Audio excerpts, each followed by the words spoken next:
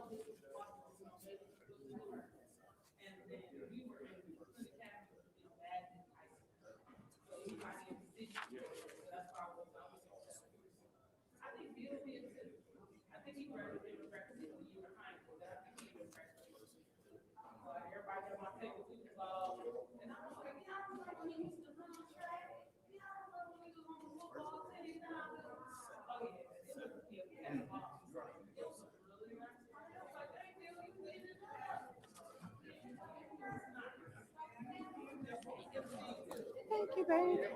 I appreciate you. How was school today? It's good. I got to go on a field trip thing. Did you? So where'd you go? It was like the Kroger. Like I have a school class, so we started buying stuff. Oh. So what do you Councilwoman Priestley. Like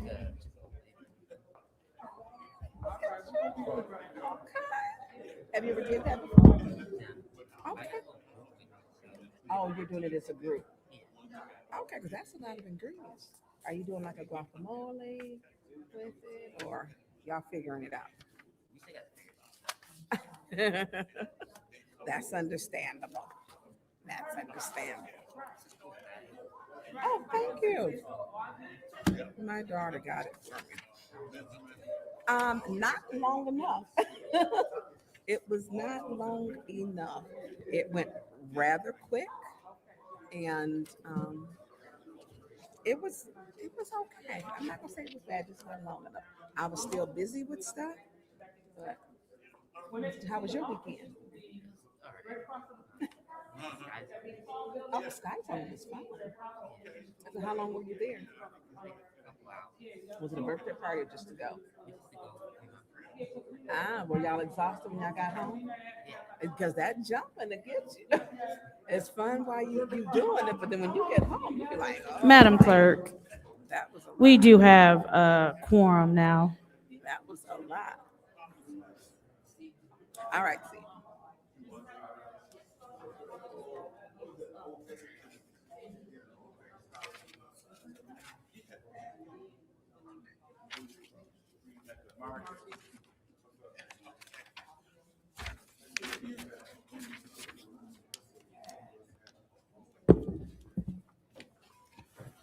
Okay, it is I didn't do everything.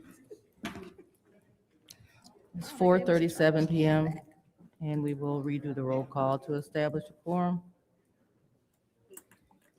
Mr. Alamin is not in. Dr. Lewis is not in. Ms. Johnson is not in. Ms. Priestley, Present.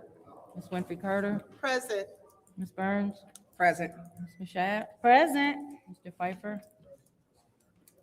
Mr. Jarrett is not in. You have 5 members present. We have 5 members present. It's now time for the reading of the disorderly person city code subsection. Any person that persists in disrupting this meeting will be in violation of Flint City Code Section 31-10, disorderly conduct, assault, and battery in disorderly persons, and will be subject to arrest for a misdemeanor. Any person who prevents the peaceful and orderly conduct of any meeting will be given one warning. If they persist in disrupting the meeting, that individual will be subject to arrest. Violators will be removed from the meeting. Are there any requests for agenda changes and/or additions? Seeing as how there are no requests for changes and/or additions, it's time for public comment. Members of the public who wish to address the city council or its committees must register before the meeting begins. A box was placed at the entrance to the council chambers for collection of registrations. No additional speakers or slips will be accepted after the meeting begins. Members of the public shall have no more than 3 minutes per speaker during public comment, with only one speaking opportunity per speaker. First public speaker, Madam Clerk.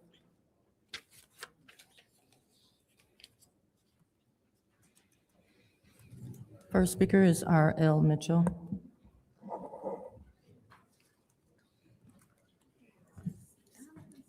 Good evening, Madam President. For the record, my name is R.L. Mitchell, but for the record, Madam President, do I have to apologize for anything I've done to you before? Hello? I do? What is it? Tell me for everybody. Everything? No, that's got to be a joke down here, but it's strictly business. You taking up all my time doing that, talking about everything. Now listen here. Hello, New York. I'm R.L. Mitchell, put it from Flint City Hall. For the record, about this accountability situation in Flint. I went to an accountability meeting the other day, but when I got there, they was coming out the door because of the lack of form. Accountability for, we can't get nothing done because we got to report to them for the council to call the shots. You like the other day, the little lady come over here talking about the pipe. She's that short, about 4 foot tall, and she reported a crisis in Flint again about this reservoir. The handle broke off the thing to make that bayou and make fuel out of the Flint River. So many tons. It happened to go sag now, and she patched it up with a nylon strip of rope. You can break in it. They cost so many $1 million to fix it, but when they put it down, slab back down, it get sideways stuck. And it's so deep, the divers might go down there and might suck them through the water. And that's why we always come up with a crisis. Like the little man in DDA in Detroit. He lives in Canada. He never come to these meetings because he don't know how to get back into his hometown. As I speak right now, you see why Canada airplane tried to take off, and the fireman ran right into, like, going 100 miles an hour, and only 2 people got killed. That's the 2 pilots. They remind me of fireman Chief Wickens in the situation in Flint. Fired the fire department chief and fired the popo, and the beat still goes on. And Miss Priestley over there with the money bag act like she's scared to tell how much we got left. Looking over and we Flintstones still going to get to the bottom of this situation, no matter what. Stay tuned, America, because the city clerk over there, she got to have. And another thing, they be threatening us, we the peoples. We can't hear anybody talk straight. Like Ed Teller got in my face, he said, "Look here, sir." I just told him, "Look, I'm not Larry Meigs, man." He grinning, but he ain't tickled. Talking about, they always trying to get away with the money and the dope in Flint. But anyway, good evening. Stay tuned, America. Thank you. Next public speaker, Madam Clerk.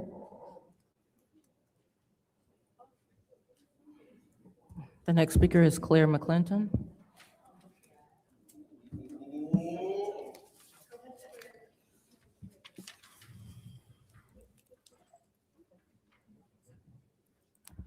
Good afternoon, Council. I don't really have much.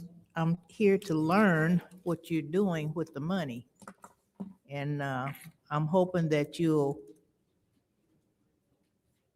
investigate the ARPA funds. There's been some very disturbing publications about the spending of ARPA money sent to the federal government. It's a lot of missing information on there.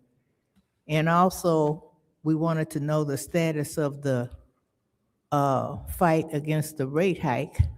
The hearing was the beginning of the fight, and we're trying to see what you're going to do to take it to the next level. We need to look into the contracts that was really signed under duress.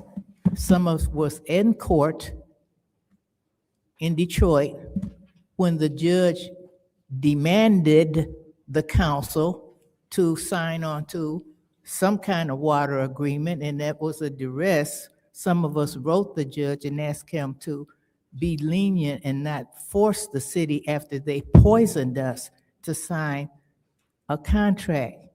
And now we're sitting up here with 3 members of council sitting on the KWA board.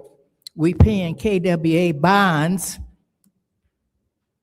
to Wall Street, and we have no control over the water rates and things like that.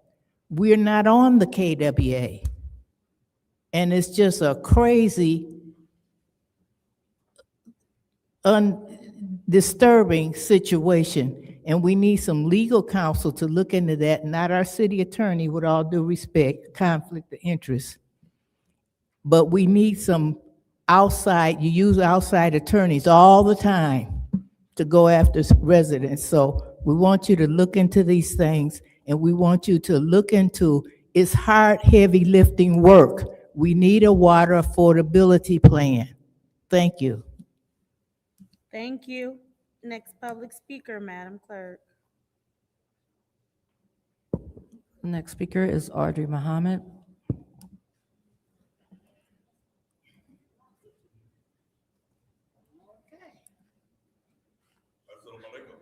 Walaikum salam. Name is Audrey Muhammad, 2nd Ward. I'd like to start out by reminding everyone that April the 25th is the commemoration day of the water switch from 2014, which we are still in the plans of making for an activity for that day, some videos, documentaries being shown. We plan to have something that's not a celebration.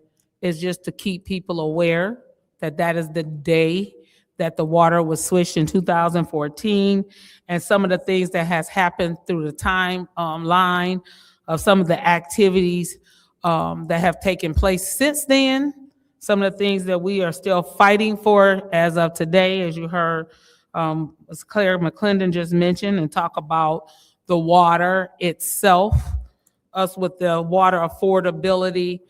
I am praying that somewhere or another between now and November that we start to talking more about water affordability for the residents here. The water rates are just ridiculous. Talk about the water main breaks that are constantly happening across the city.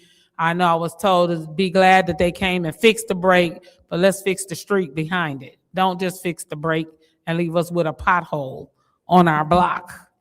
We know the break, it was there that I noticed for 12 days before it got fixed. So somebody come out, please say something. And then just a warning to the city, when you get ready to do the water main, to repair them, can you at least let the citizens know that you're turning off the water? I mean, some people say, okay, yeah, but the people, everybody didn't know that they were out there. Only thing they knew is that all of a sudden they have no water in their homes. That's kind of a disrespect to the citizens who are in the neighborhoods. You're getting paid for the water. Be respectful and let us know the water is getting turned off. I don't know how you can do it, or you could just send out a letter in general saying if you have a water break, be aware that when the repair does happen, water will be turned off. That's a general statement that people could kind of just be aware. Everybody wasn't aware. I did hear complaints. One complaint I have today is that the free parking that's along the side of City Hall that's used for the residents, why is city cars parked in those spaces? Taking up the spaces that the citizens should have, that they don't have to pay for parking. So they can't say it ain't out there. It's parked right in front of me. I took a picture of it.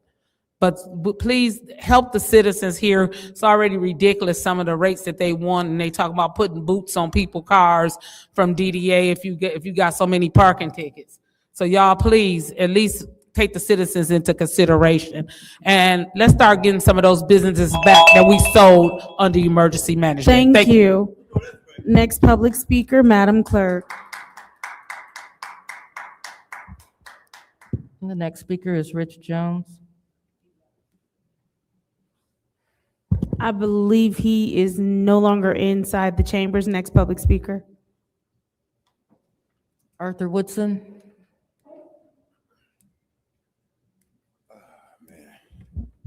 I hate Councilwoman Liddell Lewis isn't here because what she said last meeting, you know, it's sad that council people pick with the audience. Ms. Houston wasn't even here. And she insinuated that Ms. Houston is trying to get the contract to be the interpreter. Ms. Houston, Sarah Houston, she works for the governor. When the governor needs sign interpreter, she works for all the elected officials that comes here. So for her to insinuate that she has a job, you know, and you know, have to be mindful of who's really instigating and starting the conflicts with the audience. What I spoke about last week, I heard Michael Carpenter say some things that puzzled me. So when I went home, I started thinking about it. They said that they didn't have any money to fix up Miss Towner's house. And I got to thinking, I was against because they wouldn't give out the information of who owned that historic house that they was getting ready to pay, that they are paying $147,000 for. If you were able to pay $147,000 for that historic house that they fixed up, why weren't you able to paint Miss Towner house and fix it? And then the shed probably wouldn't have cost them more than $5,000, but you didn't put her shed back. So now that has me questioning and thinking, you know, was our conversation even legit? And that's what starts the arguments and all different types of things. When you at these tables and you listening to people talk about money coming in to the city of Flint, it's upsetting to see how they all get together and the money stays with the same people instead of coming out to the community with the foot soldiers themselves. And then they want to give out crumbs to the foot soldiers who does all the work. Those are the tables that I have been at dealing with the cancer and the kidney. And people who you trying to help, they think that it's a fight or that I'm fighting these people that they so adore. I wish you would change the thought process of knowing that people who's out here fighting for you isn't fighting against you. They're fighting with you, trying to get the money to you that came into Flint for you. Thank you. Thank you. Next public speaker, Madam Clerk. The next speaker is Austin Ketzbo.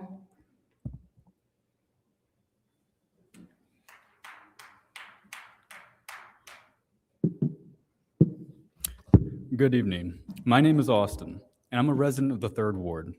I just want to take a minute to talk about something we all see every day. Flint was built for nearly 200,000 people back in 1960. As of today, we're sitting at around 80,000 people. We're still maintaining that same infrastructure from 1960. It roads for 200,000 people, same pipes, same land.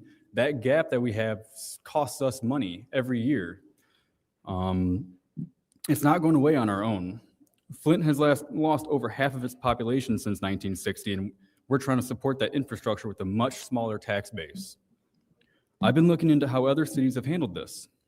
Tulsa created a program to attract remote workers, people who already have jobs, and they brought in thousands of new residents and significant income into that city. Youngstown took a different approach. They focused investment into a stronger neighborhoods and started rethinking vacant land, turning some areas into green space instead of trying to maintain everything. Land Bank, we know, maintains, what, 30,000 properties, somewhere around there? They mow each one of those properties, they maintain each one of those properties, and that costs Flint money. And here in Flint, we already have tools like the Land Bank managing thousands of vacant properties and lots across the city. We're already doing a lot of this work, demolitions, lot maintenance, cleanup. I'm just asking if we can take the next step and be more intentional about where we invest and where we reduce long-term. I put together a short one-page summary with some of the research provided. I'm sure there are things that I'm missing in there, but I just wanted to ask. Are strategies like these, bringing in new residents while also right-sizing what we maintain, something the city could realistically explore, even as a small pilot program?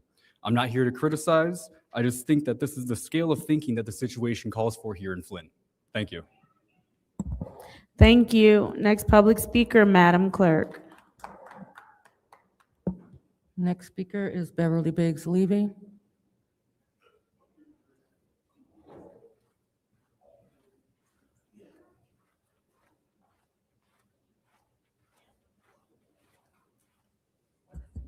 Hi, my name is Beverly Biggs Levy. I'm running for the 3rd Ward City Council seat. We got a lot of problems, like Audrey say, back up with this water main breaks. We do need to know when you cut our water off, because we're thinking that go cut the water off or go use the restroom, and we have no water, and nobody has said anything. We went for 24 hours before they even cut mines back on. And it's sad when you have to go to somebody else's house or go rent a room to be able to take a shower and stuff like that.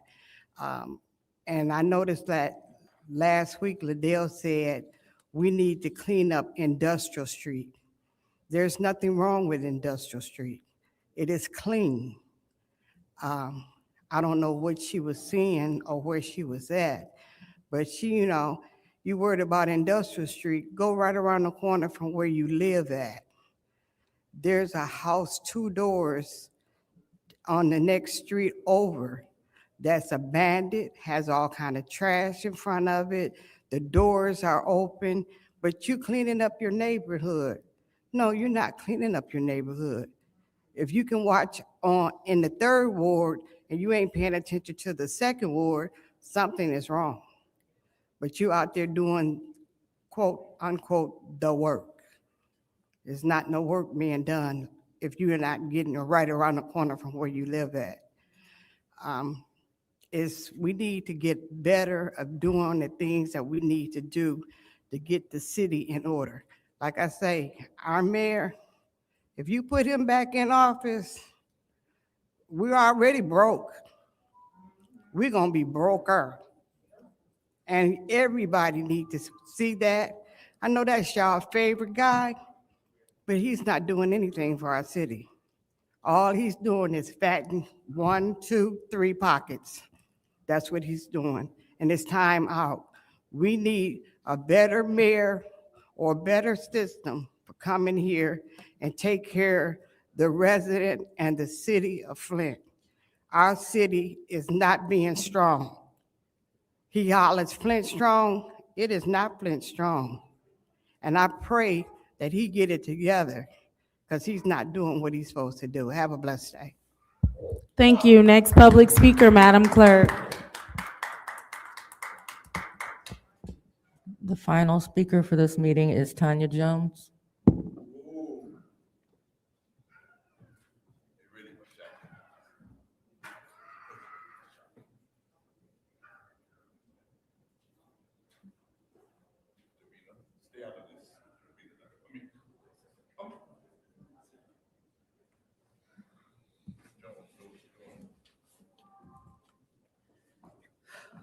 Good evening.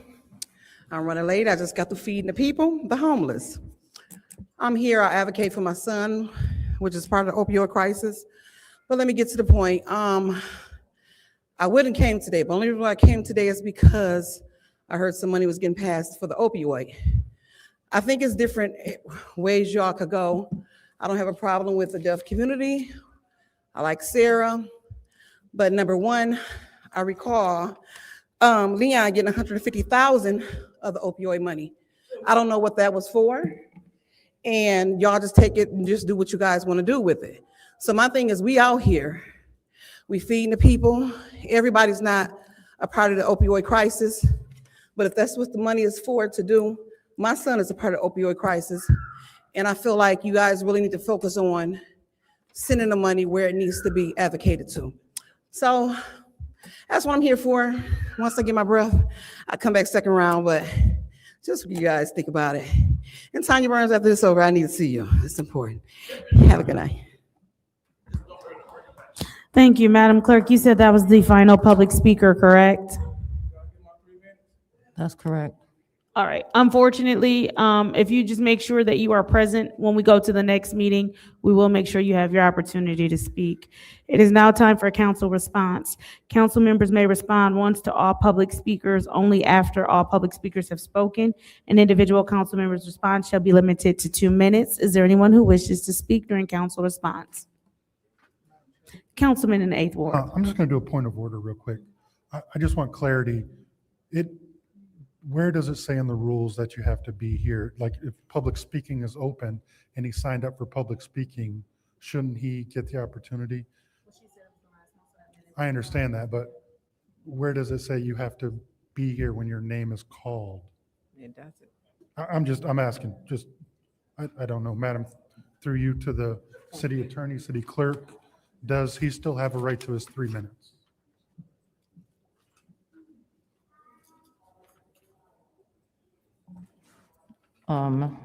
Madam Chair, through you to Mr. Pfeiffer, it's my belief that as long as we're still in public speaking, he should have the opportunity to speak. You hadn't moved on when he asked to speak. I didn't see him there, so.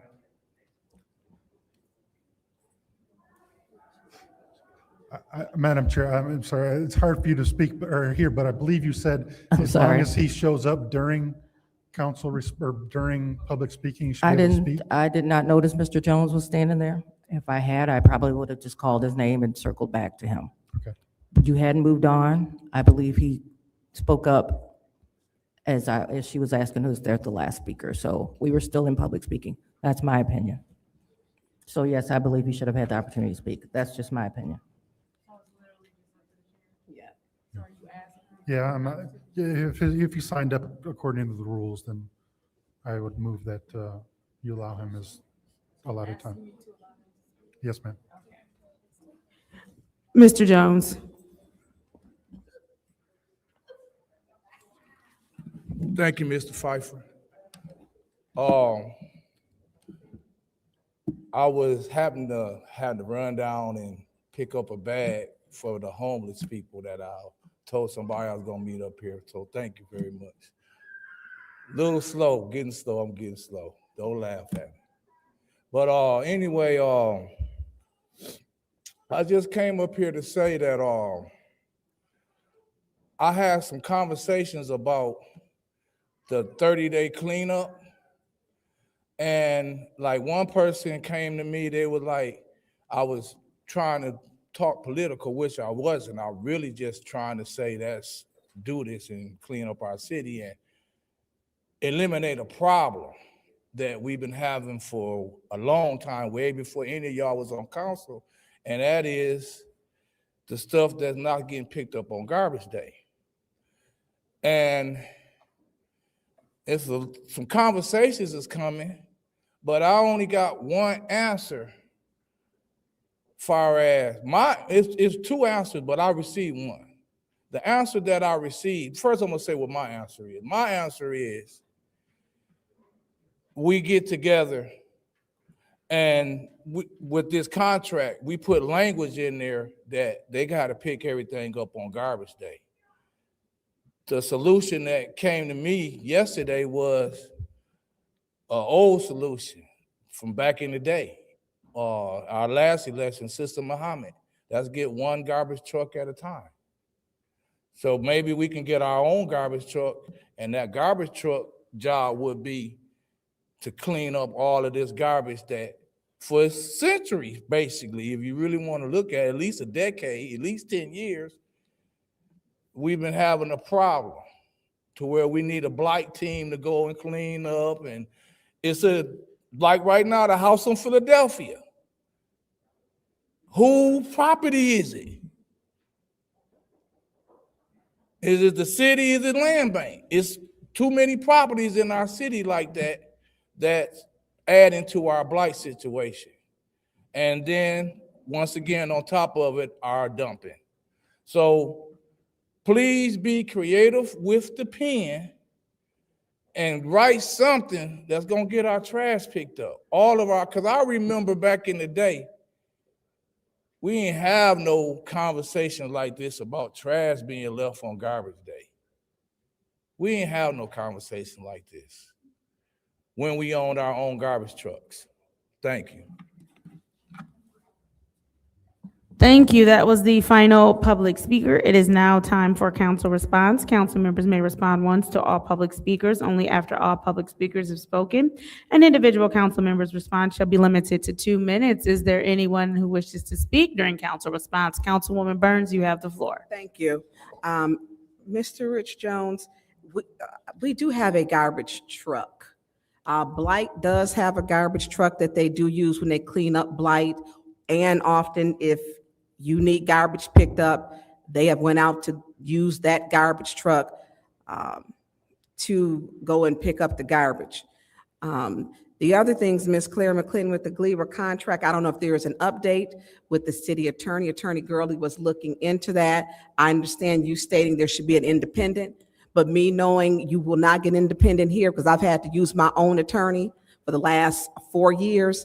It is it's unlikely to happen for an independent. And attorneys who do municipal government are difficult to find and expensive, very expensive. Through you, Madam Chair, to the city attorney, Ms. Gurley, did you have an update on that yet? Are we moving along on it? Through the chair, yes, we are close to having a final opinion. And we are also working with outside counsel on certain provisions. So I would say by your committee meeting, if not sooner, for April 8th, you'll have a decision. Okay, so Ms. McClendon, there is outside, and I get what you're saying, a completely separate, I get it because I've had to do it. And I had to incur the cost of my attorney myself every single time. So because the language is very specific, she said that they are working on it. Also, Mr. Woodson, there was another call with someone. Mrs. Towner called this morning and stated her house was not fixed. She said that she did not sign the paperwork to sign off of that for that lead-based program. Also, Mrs. Ferguson called and said they stole her china and that these were relatives. So Mrs. Towner stated they did not fix her property, did not. Thank you. Is there anyone else who wishes to speak during council response? Madam Chair. Councilwoman in the 4th Ward. So I want to address Claire. I have proposed to the mayor that we have a committee of 5 individuals to discuss the water affordability plan. We'll be discussing that further on our next meeting because we had a short time because we were both behind schedule on our regular meeting. So I want to let you know that that is in the works. And the mayor is predisposed towards doing that. Also, I want to apologize to the land bank for my comments last week in my council response. They are very responsive to me. It's just frustrating. That day I'd had several calls on land bank properties and it had just, that with other personal items just hit me wrong, and I want to apologize directly to them. I've spoken to Michael Freeman and apologized to him as well. So I want to make that public that I was out. It was just frustration for that day. And thank you very much. Is there anyone else who wishes to speak during council response? Seeing as how there's no one else, we will now close council response and move to the consent agenda. Councilwoman in the fourth ward. Make a motion to approve the consent agenda. There's a motion. Send the consent agenda to council. There's a motion to send the consent agenda to council by the councilwoman in the fourth ward, properly supported by the councilman in the first ward. Are there any separations? Madam Chair, Councilwoman in the fourth ward. I'd like to separate 260091 and 250414-T.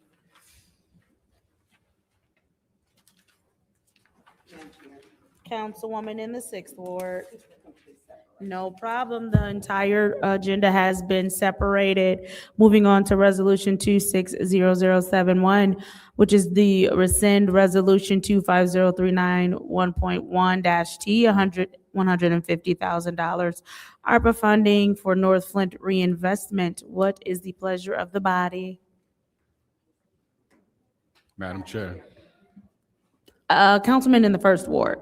I'd like to make a motion to move Resolution 260071 to council. There's a motion to move to send 260071 to council. Is there support? Moved and properly supported by the councilwoman in the sixth ward. Is there any discussion? Councilwoman in the sixth ward, you have the floor. Thank you. Through you to the city attorney, Madam Attorney, I know there was just the issue in regarding the language, and you had a Tuesday meeting, I believe, with the compliance firm to make sure that we could move forward. Because in the resolution, it stated ARPA funds. I believe that was one of the issues. And these, with the general fund and ARPA funds, as it is stated, do we need to change the resolution, or can we leave it the way it or as is to fund the market? Through the chair, are you asking if you can simply transfer the money, or Can we approve the resolution as it is written? you can approve the resolution based on the information that's in the be it resolved?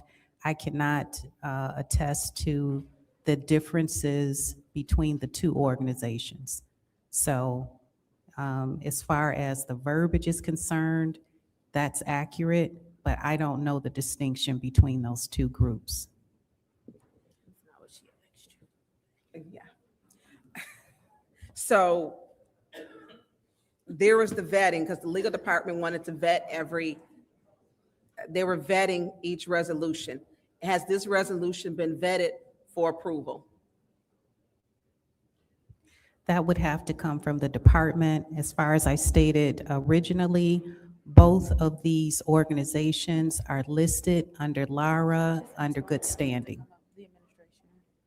Okay, thank you. Is there someone from the administration who can come and speak to resolution 260071?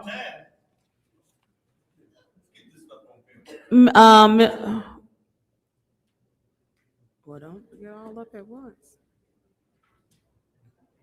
Is there someone, we are on Councilwoman Burns's time, so is there someone from the administration who can speak to this resolution?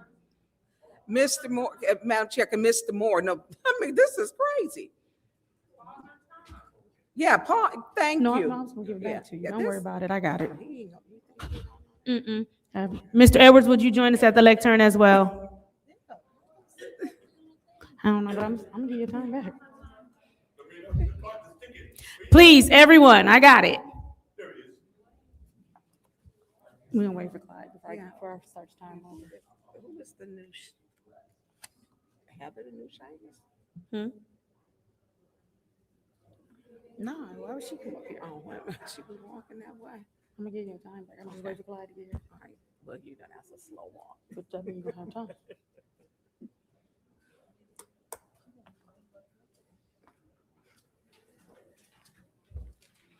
All right, thank you very much. Can we please put our time back at 4 minutes? Thank you, Madam Chair. Good evening, Mr. Moore and Mr. Edwards. Has this resolution been approved or vetted to be approved? Because the question was whether once that 40 million in December was voted, and I believe it was deposited in January, the 40 million went into the general fund.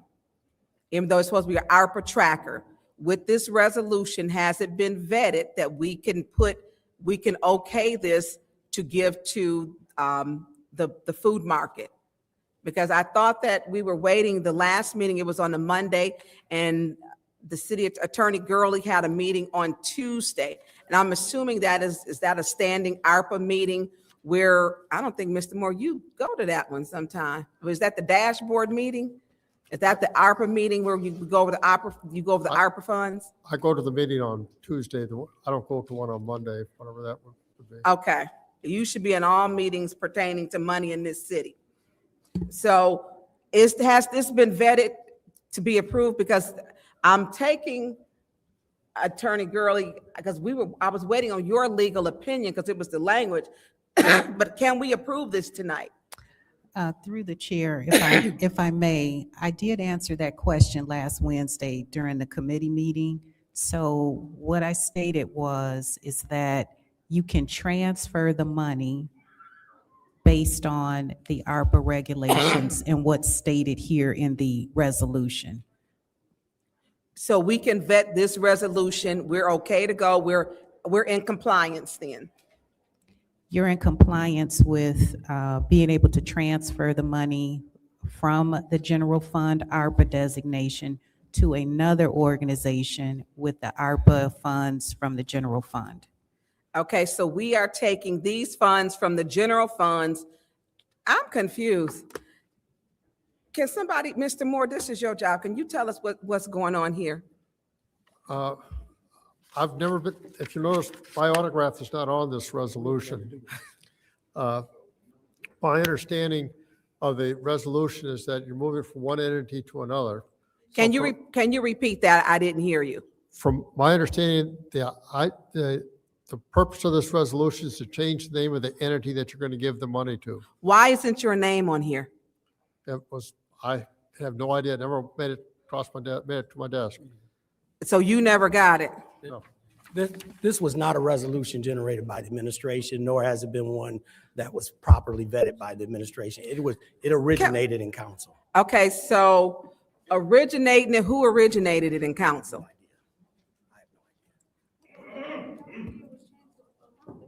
Okay. Madam Chair. Yes, Madam Clerk. So if I may, the original resolution that council had done for the $150,000, it was brought to, I'll say my attention, because I'm pretty sure this came from the floor, that it was going to the wrong entity and that it needed to be changed to the North Flint Reinvestment name. So I believe this resolution was brought from the floor. I believe there's a second page that's missing that actually had more lines. It was not signed. I believe it came from the floor unsigned, and you considered it that day from the floor. So what do we need to do to get this approved? I mean, Mr. Moore, can you look over by the time we get to council and Mr. Edwards? And also, I just want to add 250391.1 was the resolution that council drafted. This was a resolution that was brought by the administration to replace that because. By the administration to replace it? Correct. So how do y'all not know this y'all resolution? All right, everybody give me 1 second. I need, as we move forward, everybody go through the chair and so we can keep this conversation in line. I do want to point out again, this particular resolution is not council's resolution. Right, this came from the administration because the wrong name was in the be it resolved of the one that we did from the floor. So all of this is doing is correcting the entity that is supposed to act as the fiduciary for the food market. Other than that, it's the exact same resolution we passed once before. It's just changing the name. And if I heard the city attorney correctly, we are good to pass the exact same resolution we passed before. Is there anybody else in the first round of discussion? Madam Chair. Councilman in the 8th Ward. I think we spoke about this resolution a couple of weeks ago, and my issue, even though I'm going to vote no on this, is it doesn't say anywhere on here that the funds have to be used for a certain reason or a certain entity that is controlled by this I'm going to say, um, so this entity controls other entities, and this doesn't say that it's going to the food mart. And I know the North Flint reinvestment controls more than just the food mart. So I don't understand, and this, we're not just replacing the name on it, the entire resolution is being rescinded that we already passed. So my issue is this does not say that this money is going to be used for the North Flint food market at all.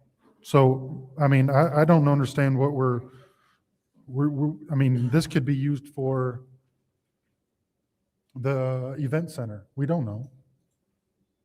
So, I mean, that's my, and this is not a complete resolution. It doesn't even have the lines for everyone's signature, let alone the attorney's signature that said that they haven't vetted it yet. So I was told we can't pass anything until it's vetted.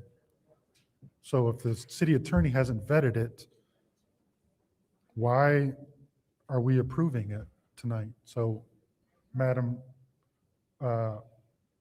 Chair, to you, to the city attorney, isn't what, I think it was policy, or you said that you didn't want anything before us that hadn't been vetted by the city attorneys. So was this not sent to you, or, I mean, I know it's been on the agenda for a couple of weeks, so I guess when are you planning on vetting this for approval? We can vet it going forward. The major vetting that took place was whether or not the North Flint reinvestment and the North Flint Food Market Cooperative were in good standing. So that has been done. So both of those organizations are in good standing. So that's the extent of your vetting? No, we look Okay. at insurance. We look at whether the organizations are in good standing with the city as well as the state. Whether the contracts are to the city's standards. So yes, all of those things So have to be done. Do we have a contract, and in that contract, does it state what those dollars are going to be used for? I have not seen a contract related to this matter. This is something that came from the floor, so it has not come through the city attorney's office. Okay. So part of your vetting, when you vet this, you will look at a contract that we have or don't have? If we don't have a contract, then there's usually a proposal. Okay. And so in that proposal, it will state exactly what the city is requiring of the group to perform. Okay. So we either need a proposal Or the contract? or a contract. Okay. So it seems like I don't know that if the city attorney hasn't been given a contract or the proposal, it seems like we wouldn't have that. So I'm going to vote no on this no matter what, but it's up to the council to make sure that the dollars are spent to what their intended purposes are. So I'll yield my time, but it seems like this isn't ready yet. Thank you. Is there anyone else during the first round of discussion? Councilwoman in the 4th Ward. Just a quick comment, and everybody I think knows where I stand on this, but when we talk about the proposal and we go back to when the ARPA committee was in accepting grant applications, they did not apply. Thank you. Thank you. Is there anyone else in the first round of discussion? Seeing as how there, Madam Chair. okay, Councilwoman in the 2nd Ward. Thank you. So I remember looking at the Flint Food Market application. And so through you, Madam Chair, to the colleague in the 4th Ward, are you saying that the Flint Food Market did not apply for ARPA funding? Is that what you're saying? So ladies, pardon me, before you answer, it's directed toward the chair. So again, before we even get into what this is about to turn into. Go ahead, you have the floor, Councilwoman in the 2nd Ward. Through you, Madam Chair, to the councilwoman in the 4th Ward. So are you saying that the North Flint Food Market did not apply for ARPA funding? as has been stated through the chair, as has been stated several times in the past, they did not. They said they did, but it did not appear on our spreadsheet, nor does it show up on the Ernst & Young website as having been applied for. Thank you. So I remember, if my knowledge served me correctly, that this was one of the cases where we saw that he printed out a copy from the website. And so when we brought this to his attention, he delivered that copy to council. So I don't want to propel a false narrative that they didn't apply when he presented the proof that he did. So I want to make sure that we eliminate that falsehood there. Furthermore, going back to my colleague in the A4 point, I understand this is when administration came up with a rule, now it's blowing up in your face in terms of vetting. So we can't vet things from the floor, it had to go through the attorney. So now you are, if I'm hearing this correctly, so now administration is bypassing the attorney to get something done? I mean, again, please feel free to point of information me so I can make sure that I'm following this correctly. Okay, so I'm in full support of the food market. They have done their part. The food market is open and flourishing. This is not a shell organization. They are providing fresh food and groceries to the community. Moreover, we have Mr. Threlkell, Pastor Threlkell, on the front row representing wearing the shirt. Clearly, he's wearing the shirt because he's in support. And we have plenty other members that are on this body as well as in the community that want to see this food market win. I'm one of them. So I don't want to nitpick. I don't want to nitpick. We know for a fact that they applied. It's been brought to us before. There's no reason why we shouldn't do it. But again, when the administration says that we cannot just bring anything from the floor, that it must be vetted through the attorney, that's what must happen. So, I mean, again, if I'm wrong, if I have the wrong interpretation, I welcome a correction. Thank you. Request information. What is your request? Through you, Madam Chair, to Councilmember Lewis. So are you stating that we need to have it, in your opinion, vetted first before council approves this? Yeah, I'm gonna go ahead and take my. No. All right, so, thank you. Is there anybody else in the first round of discussion? Madam Chair, Councilman in the first ward. through you to the speakers, I just have a question. I'm in full support of the market, which was already approved, and we just needed to make a change prior to getting to this point that we are at. And it did come from the flow from one of our council members when it did get approved.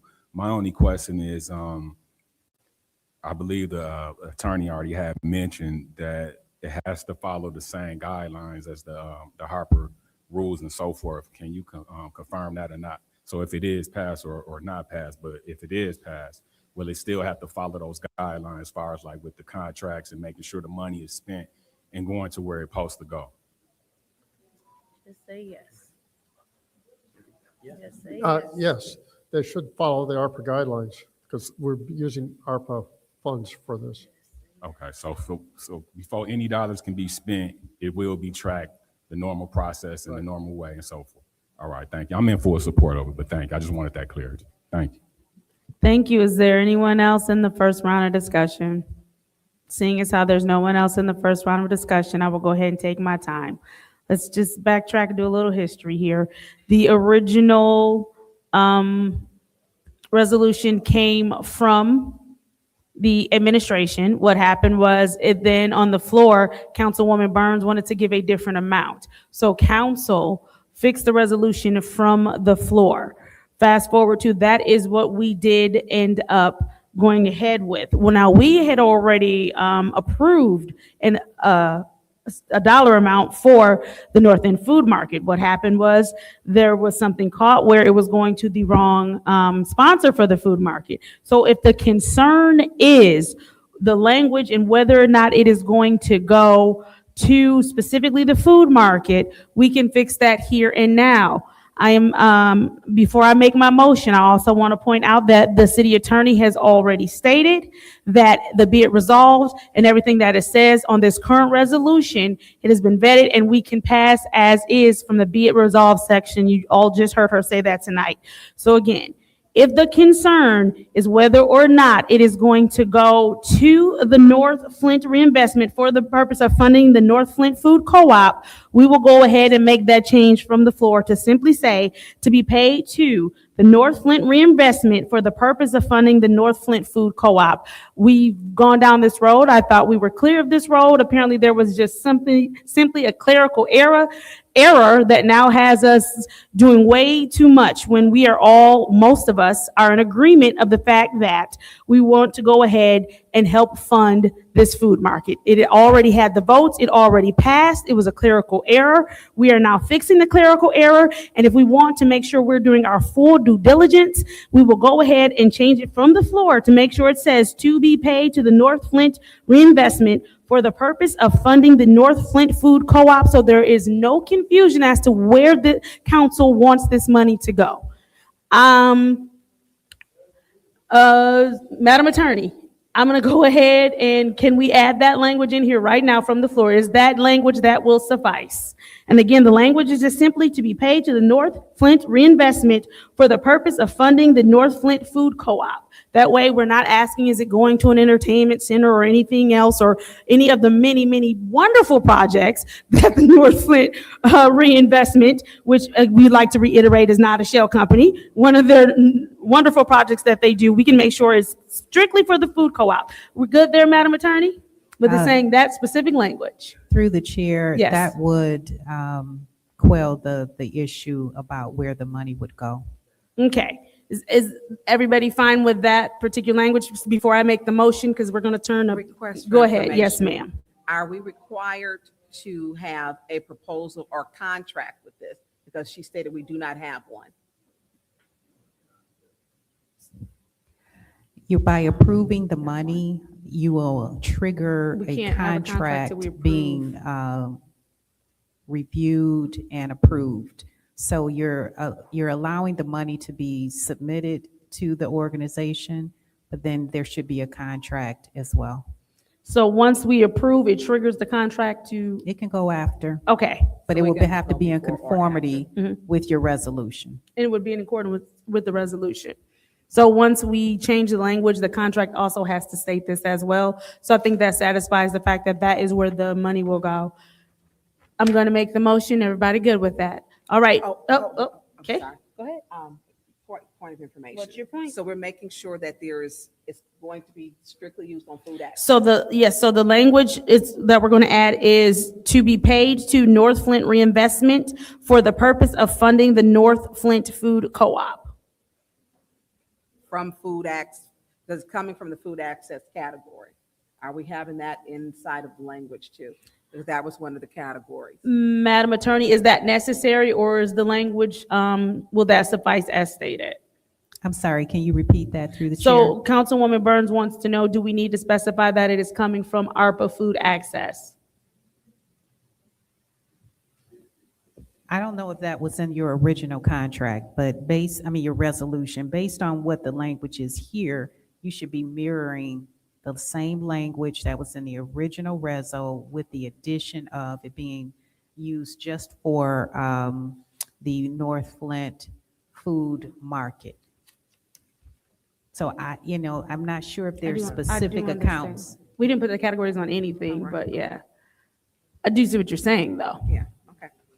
All right, so I would like to make a motion, and Madam Clerk, this becomes point 2, correct? No, it's No, already this point is- 1. It would become point 2. This is a point 1. It would, no, I'm making a motion, so wouldn't it become point 2? No, because you're amending the. I'm amending point 7-1. 1? You're amending the 7-1. This is to rescind 391 altogether. Replace it with this one. So this one would become a Oh, that's point right, I 1. got you, thank you, Dennis.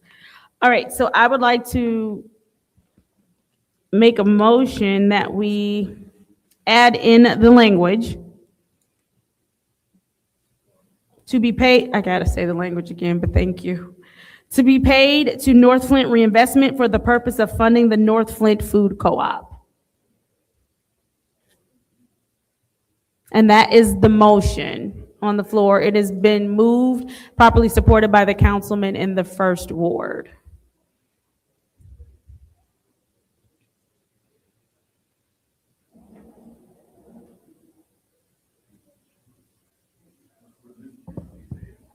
Go ahead, Madam Clerk. This is the roll call on the amendment. Mr. Alamin? Dr. Lewis? Yes. Ms. Johnson? Yes. Ms. Priestley? Ms. Winfrey Carter? I abstain. I'm a member of the North Flint Market. Ms. Burns? Yes. Ms. Mashat? Yes. Mr. Pfeiffer? No. Mr. Jarrett is not in.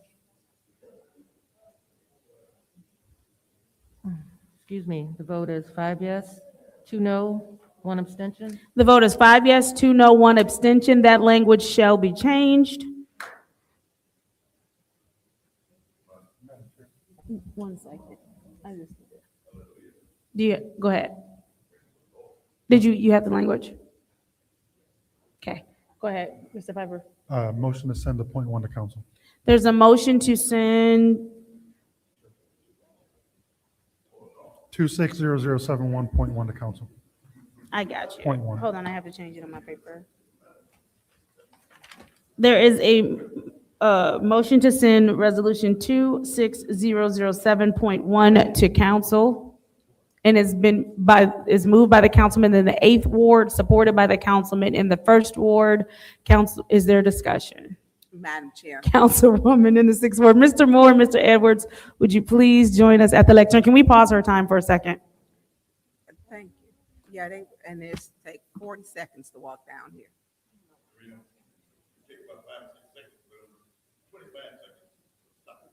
RL, can you please? Yes, dear. Thank you.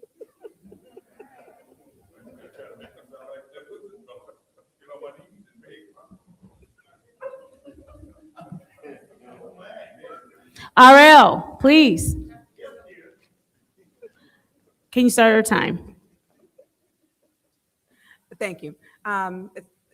Mr. Moore, so with the changes, so the proper language that the city attorney, Mr. Edwards, I know that Ms. Gurley, Attorney Gurley is working on that. Are you in agreement with that? Because Mr. Moore, you have to sign off on it also.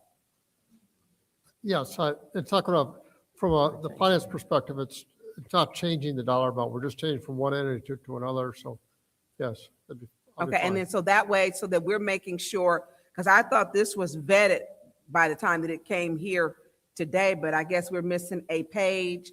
And then the contract will be triggered once the vote. So a contract will be, they'll be contacted. Is that with Nick?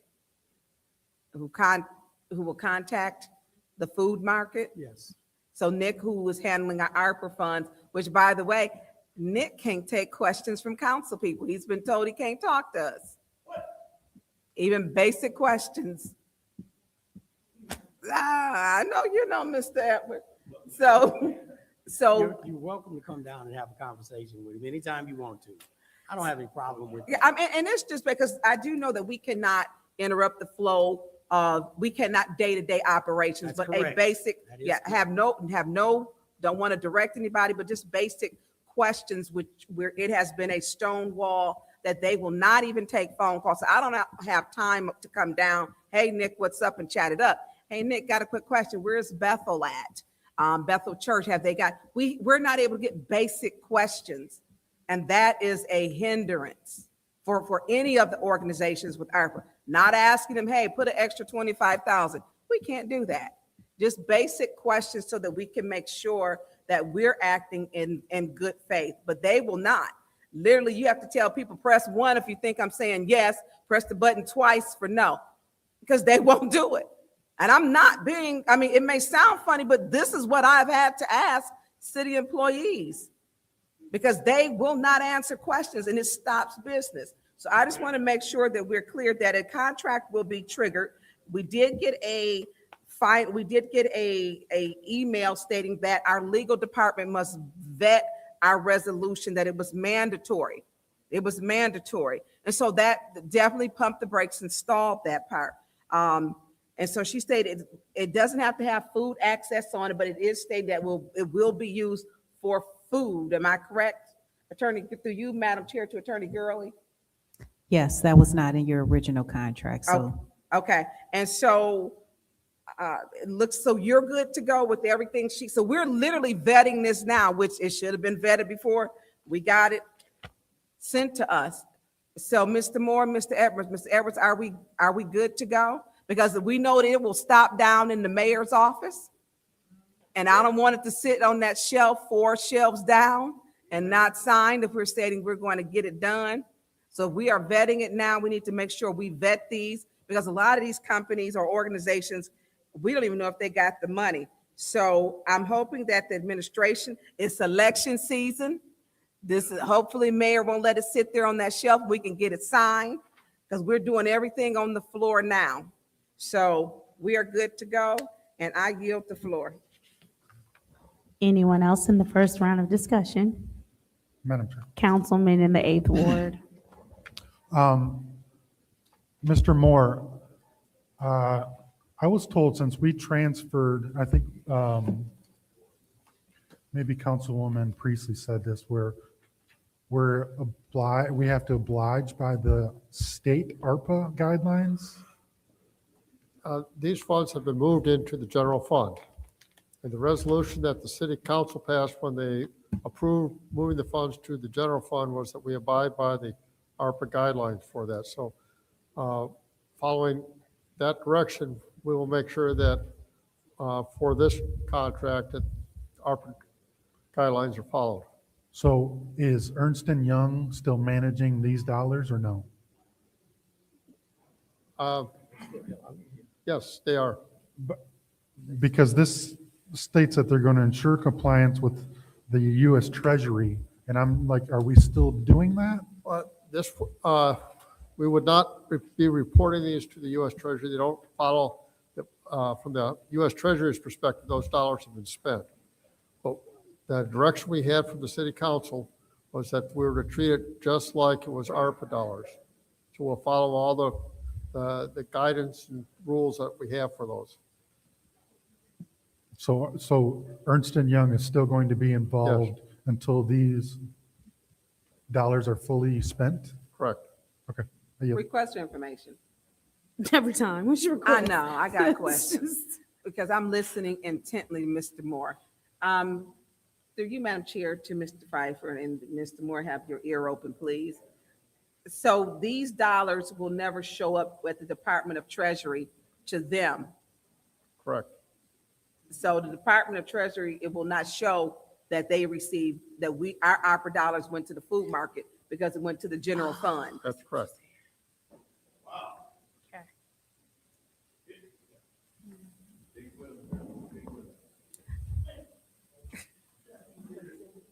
Because everything's the general fund. Okay, thank you. Anyone else in the first round of discussion? Anyone in the second round of discussion? Seeing as how there's no one else, this is the roll call vote to send resolution 26007.1 to council. Roll call, Madam Clerk. So that means everything that is spent. Dr. Lewis? Yes. Ms. Johnson? Yes. Ms. Priestley? No. Ms. Winfrey Carter? I abstain, conflict of It interest. does not go. Ms. Burns? Yes. It does not. Ms. Mashat? Yes. It does not go. Mr. Pfeiffer is not in. No, because it's in general fund. Mr. Jarrett is absent. Mr. Alamin? The vote is 5 yes, 1 no, 1 abstention. The vote is 5 yes, 1 no, 1 abstention. Resolution 26007.1 has been moved to council. Moving on to resolution 26007.3, which is the Budget Amendment 2025-26 Annual Action Plan, U.S. Department of Housing and Urban Development, Community Development Block Grant. What is the pleasure of the body? Madam Chair. Councilwoman in the Motion sixth to ward. send it to council There for is a approval. motion to send to council. Is there support? Second. Moved and properly supported by, I'll go ahead and use the councilwoman in the fourth ward this time. Is there discussion in the first round? Madam Chair. Councilwoman in the sixth We ward. received the packet. Are they here? I know one of the. Is there anyone here Slaughter, I who think can Mr. speak to Slaughter. this? I believe Mr. Slaughter. If you could please join us at the lectern. Got a little quick thing for you. Good evening, Mr. Slaughter. Last meeting, I asked, there were some organizations that were on here that were not vetted, and they were not in good standing. I see we got a packet this evening.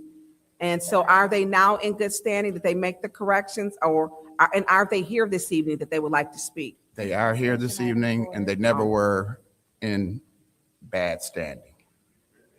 That's not what I got. That's the information you were incorrect on. But did you? But they look are at- here today to speak on Did you, behalf. okay, did you look it up yourself? Yes. Or someone? It's my contract. Okay, well, I'm gonna send you the information that I have that was, as they were going down vetting them, that this was, so they're saying that on the website, it was an error? No, they've just been in good standing up through 2027. Okay, well, I'm gonna, And there are several best practices, but you have to put so the there's entire. more, so are they saying this was another best practices? The best practices that we work with, all I know is they are in good standing and have been. So you're saying that this is not the same best practice that was on the website? I don't know what you looked at. I'm gonna show it to you. Okay. I'll give it to you. I don't have no problem with that. Mhm. I don't have any problem with that, fully transparent. Were The you other able? thing that you said was we didn't fully vet. We've vetted everyone, but that No, can I change asked you, no, every I day. didn't say, well, this one came up, but I asked you, could you vet all of those to Correct. make sure? And you said you could do that. So don't put words in my mouth for me because I'm very clear. This is what you said when I was walking up to this podium. No, I asked you, could you? Because this best practices is not in good standing, and I'll send it to you. I don't have a problem with that. I asked you, do we know that they're in good standing? Because this one was not in good standing. I didn't just pull that off, I don't make up nobody's website. Okay. So are you saying there's more than one best practices? Yes, there are plenty. If you go to the state website, yes. But best practices consulting, you have to put the entire name in, as well as the CEO of the company, which is Laura Sigmund. Oh, that was, okay. I'm gonna pull that up and I'm gonna show you, I'll get that to you. So that you and I are on the same page. And I'm quite sure that is what it had stated.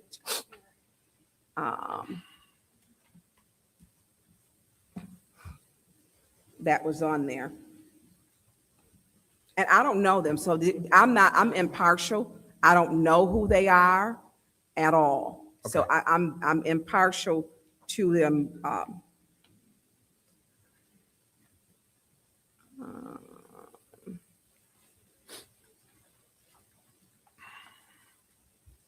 Laura Sigmund, okay.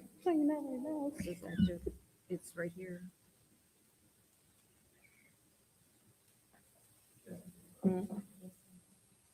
Yeah, because I don't even know who they are. This is emails on them all the time.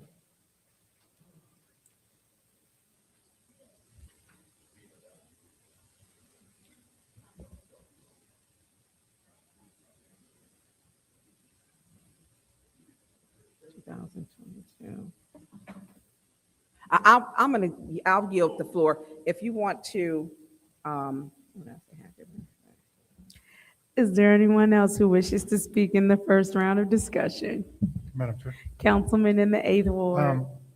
Through you to the city clerk, Madam Clerk, I requested all the proposals from this, and I believe you submitted the official request.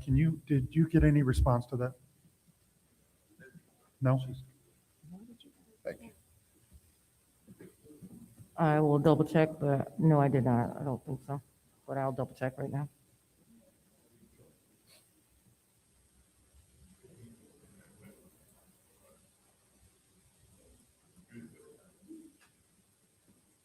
Dennis, what did you request?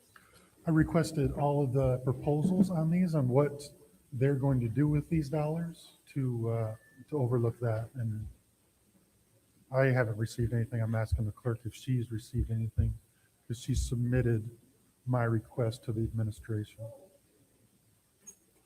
And you haven't gotten that either. No, ma'am.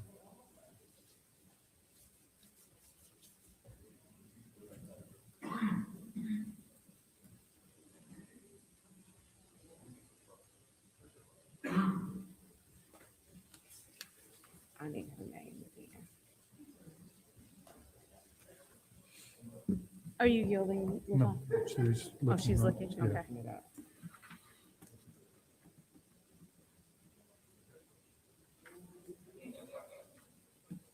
Are they here for a special order?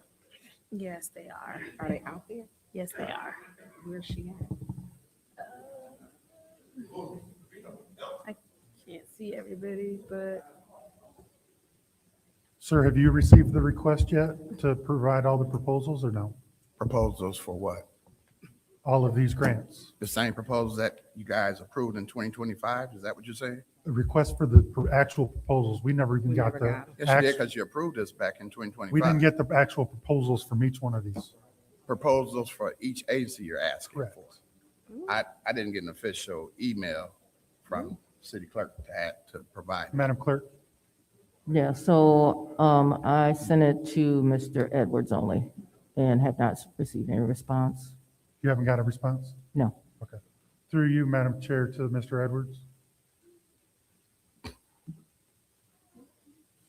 Madam Chair, Mr. Edwards? I think he. Is he, Mr. Edwards not there? Mr.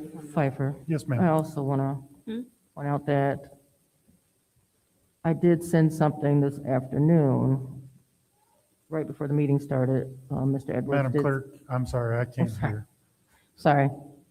Mr. Edwards did forward something to council members this afternoon. I believe it was a copy of the resolution, so I'm not sure if that was the answer to your question. No, each one of these entities had to have submit something to the city on what they're going to do with these dollars. That would look like that's my request. And it's been my request for weeks to know what each one of these entities plan on doing with these dollars.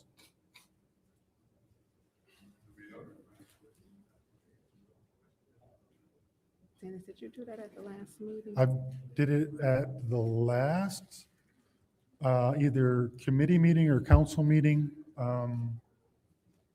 And then Madam Clerk followed it up with an email officially to Mr. Edwards. So That would also probably be, I'm just boggled my mind on why I can't get the proposal on all of these entities if we're giving them grants. And you said that you haven't got that request yet? Because this is what the argument that we got into last time. And as soon as we did, I sent the email and you still saying 2 weeks now, you have still not got that request? I got the request that you asked for the citywide advisory council. No, I asked for the meeting minutes on that, which I still haven't got. But Correct. I also asked for each one of these proposals on each one of these entities on what they're going to do with these dollars. When at the end of the last meeting that you attended, when President Candace said, go through the Yeah, that was Vina," 2 weeks ago. I haven't Okay. received anything Okay. from you, or from the city council rather. Okay, well, the city clerk copied me to Mr. Edwards, and I haven't got anything, so, and that's been 2 weeks. And it seems like this just should be files that we already have, and they can be forwarded, so I don't understand why 2 weeks we can't get a response. thank you. Is there anyone else who wishes to speak in Mr. the Edwards is first back round there, of and I've been calling for discussion? him. Madam Chair, Councilman in the first ward. through you to our speaker, Mr. Rod, I have a question. With these dollars, I see some organization is receiving multiple grants that exceed over almost $1 million. And there's a lot of organizations who don't even get opportunities or get funding. Is there limitations or something like that with these particular dollars that organizations can get, or they can get multiple grants? Because this is almost over $1 million with one of these organizations. No, there's not. So you Based can- on them applying for certain funds and showing use of those funds. So you can apply for multiple ones? Yes, as well as providing matching dollars, yes. Because it is a reimbursement grant, so you have to show proof that you have funds to support the work that you're going to do and get reimbursed. Thank you for that, Claire. Thank you.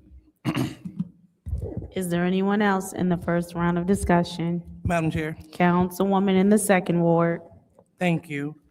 So I know I put together a special request for best practices because my colleague in the 6th ward, he mentioned last meeting, he said, he mentioned them by name, and being out in the community, attending these events and working hand in hand with these companies, I wanted them to come up and I wanted them to show the great things that they've been doing. So I'm not against it.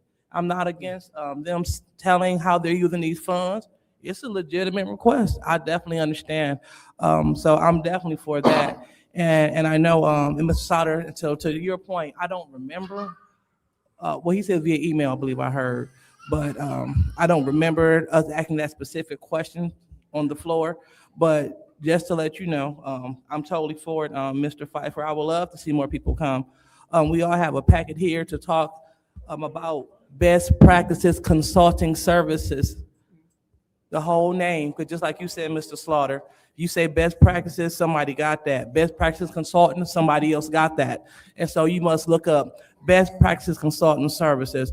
Ms. Sigmund and her staff, they've been helping small businesses level up in this community for a long time, especially since COVID.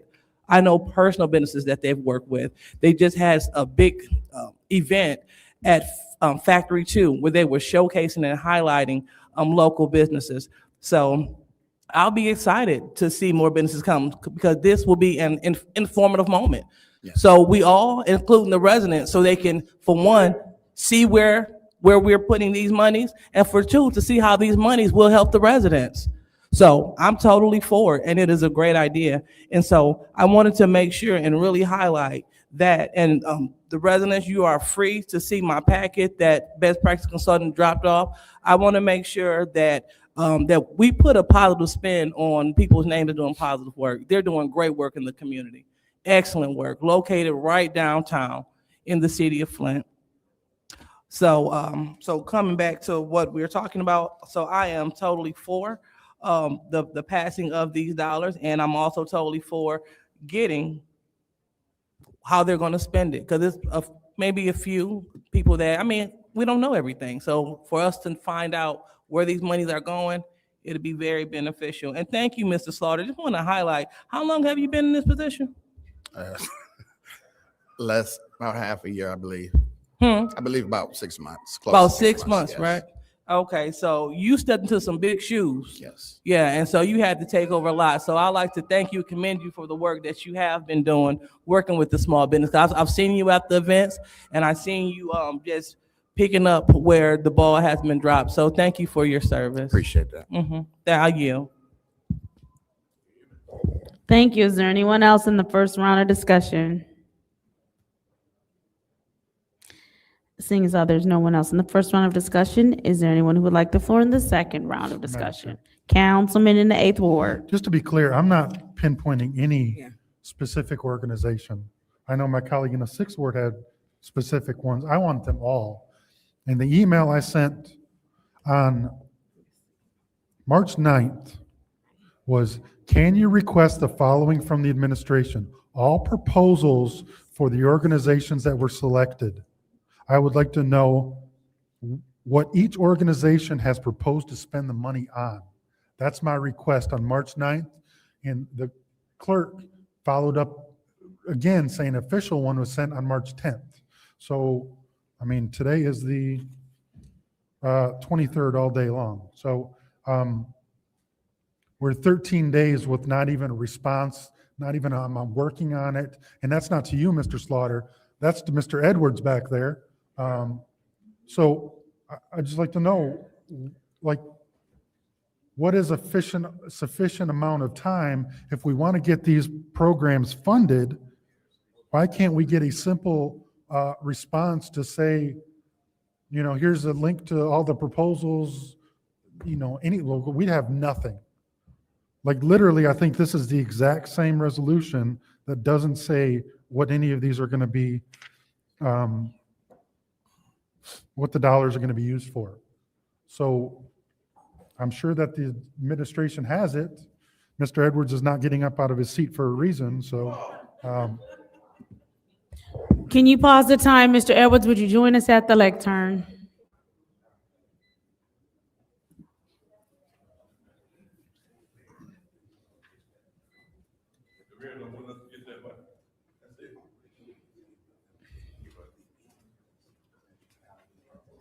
Go ahead, this time.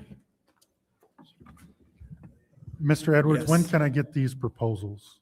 I would say that you can come down and view the proposals, but we're not sending things around electronically. We have suffered from sending things around electronically because they end up on Facebook.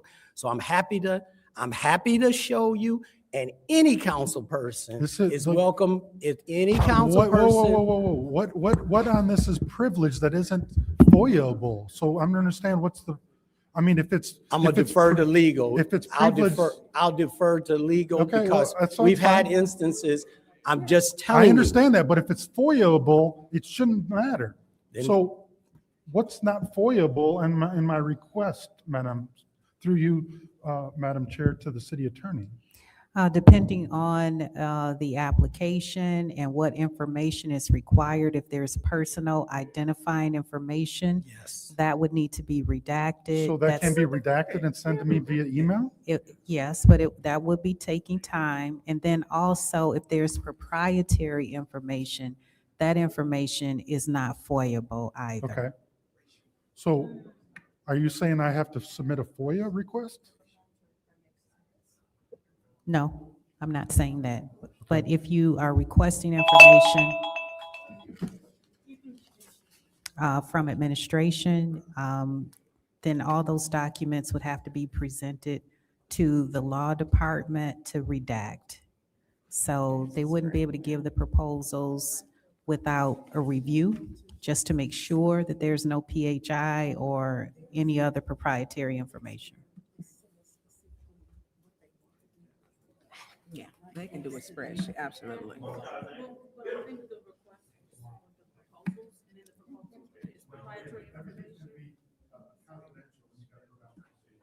I'm not going down there. Is there anyone else in the second round of discussion? Madam Chair. Councilwoman in the 6th Ward. I mean, Mr. Edwards, that is just ludicrous. At some point, you get to hold the bag to all the information and council does not. That's crazy. That's ridiculous to me. It is wrong because we have a responsibility to be transparent. This isn't your money. It's not, and it's not ours. And so you're holding the balance of the power because you, the city attorney, and Attorney Gurley, I'm not in agreement with you on this, but this goes both ways. The administration doesn't get to choose what they withhold from council. Where's the truth We're in not lending? withholding. Well, I'm talking, please, Mr. Edwards, because I've asked you since February the 21st, where is the annual action fund report? And I haven't gotten it yet. And you sent That me. wasn't we sent. I don't have it because I need that. was And sent. so when we get this, Mr. was sent. Slaughter, let me say this, we don't get anything. What we get is what is in this packet, and that's not sufficient to make a decision. Because we get people say, well, how come I didn't get community block grant dollars? Well, this organization got it. Well, what do I have to do to get them? And it should be fair across the board. And the biggest complaint people get is the same organizations that keep getting the money, and people do not get a new opportunity to develop their organization. And it's not fair. It's not. And so you hold all the chips, and I don't know if it takes, because I've had to sue the city about your illegal ARPA committee and won. We shouldn't have to do this. Y'all do stuff that is not above board. Through you, Madam Chair, to the city clerk, do you have the annual action fund report? I sent 3, 4, 5 emails. At last one you got at 4 o'clock, no, 2 o'clock today and 4 o'clock in the morning for that annual action plan report. Do you have that? I don't have a formal response to your email. What I received was what I sent to council, which I believe is a copy of the resolution. But Mr. Edwards, where's the annual action plan report? Through Madam Chair, to Councilwoman, that is the response. I talked with the division and sent you the material. That's the material that was given to me. I forwarded to the clerk for each one of you.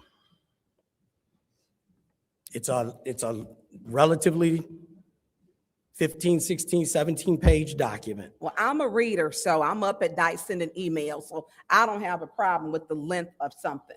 That's fine. And What so you sent to me. until, like Councilman Pfeiffer, Thank you, Councilwoman Burns. Is there anyone else in the second round of discussion? Seeing as how there's no one else in the second round of discussion. I forgot my thought. We'll go ahead and do the roll call. Madam Chair. Oh, 1 second. I'll take my time. Go ahead, Mr. Edwards. Yeah, I just need to respond, Madam Go ahead. Chair. The idea that the administration is not trying to cooperate with council is a false narrative.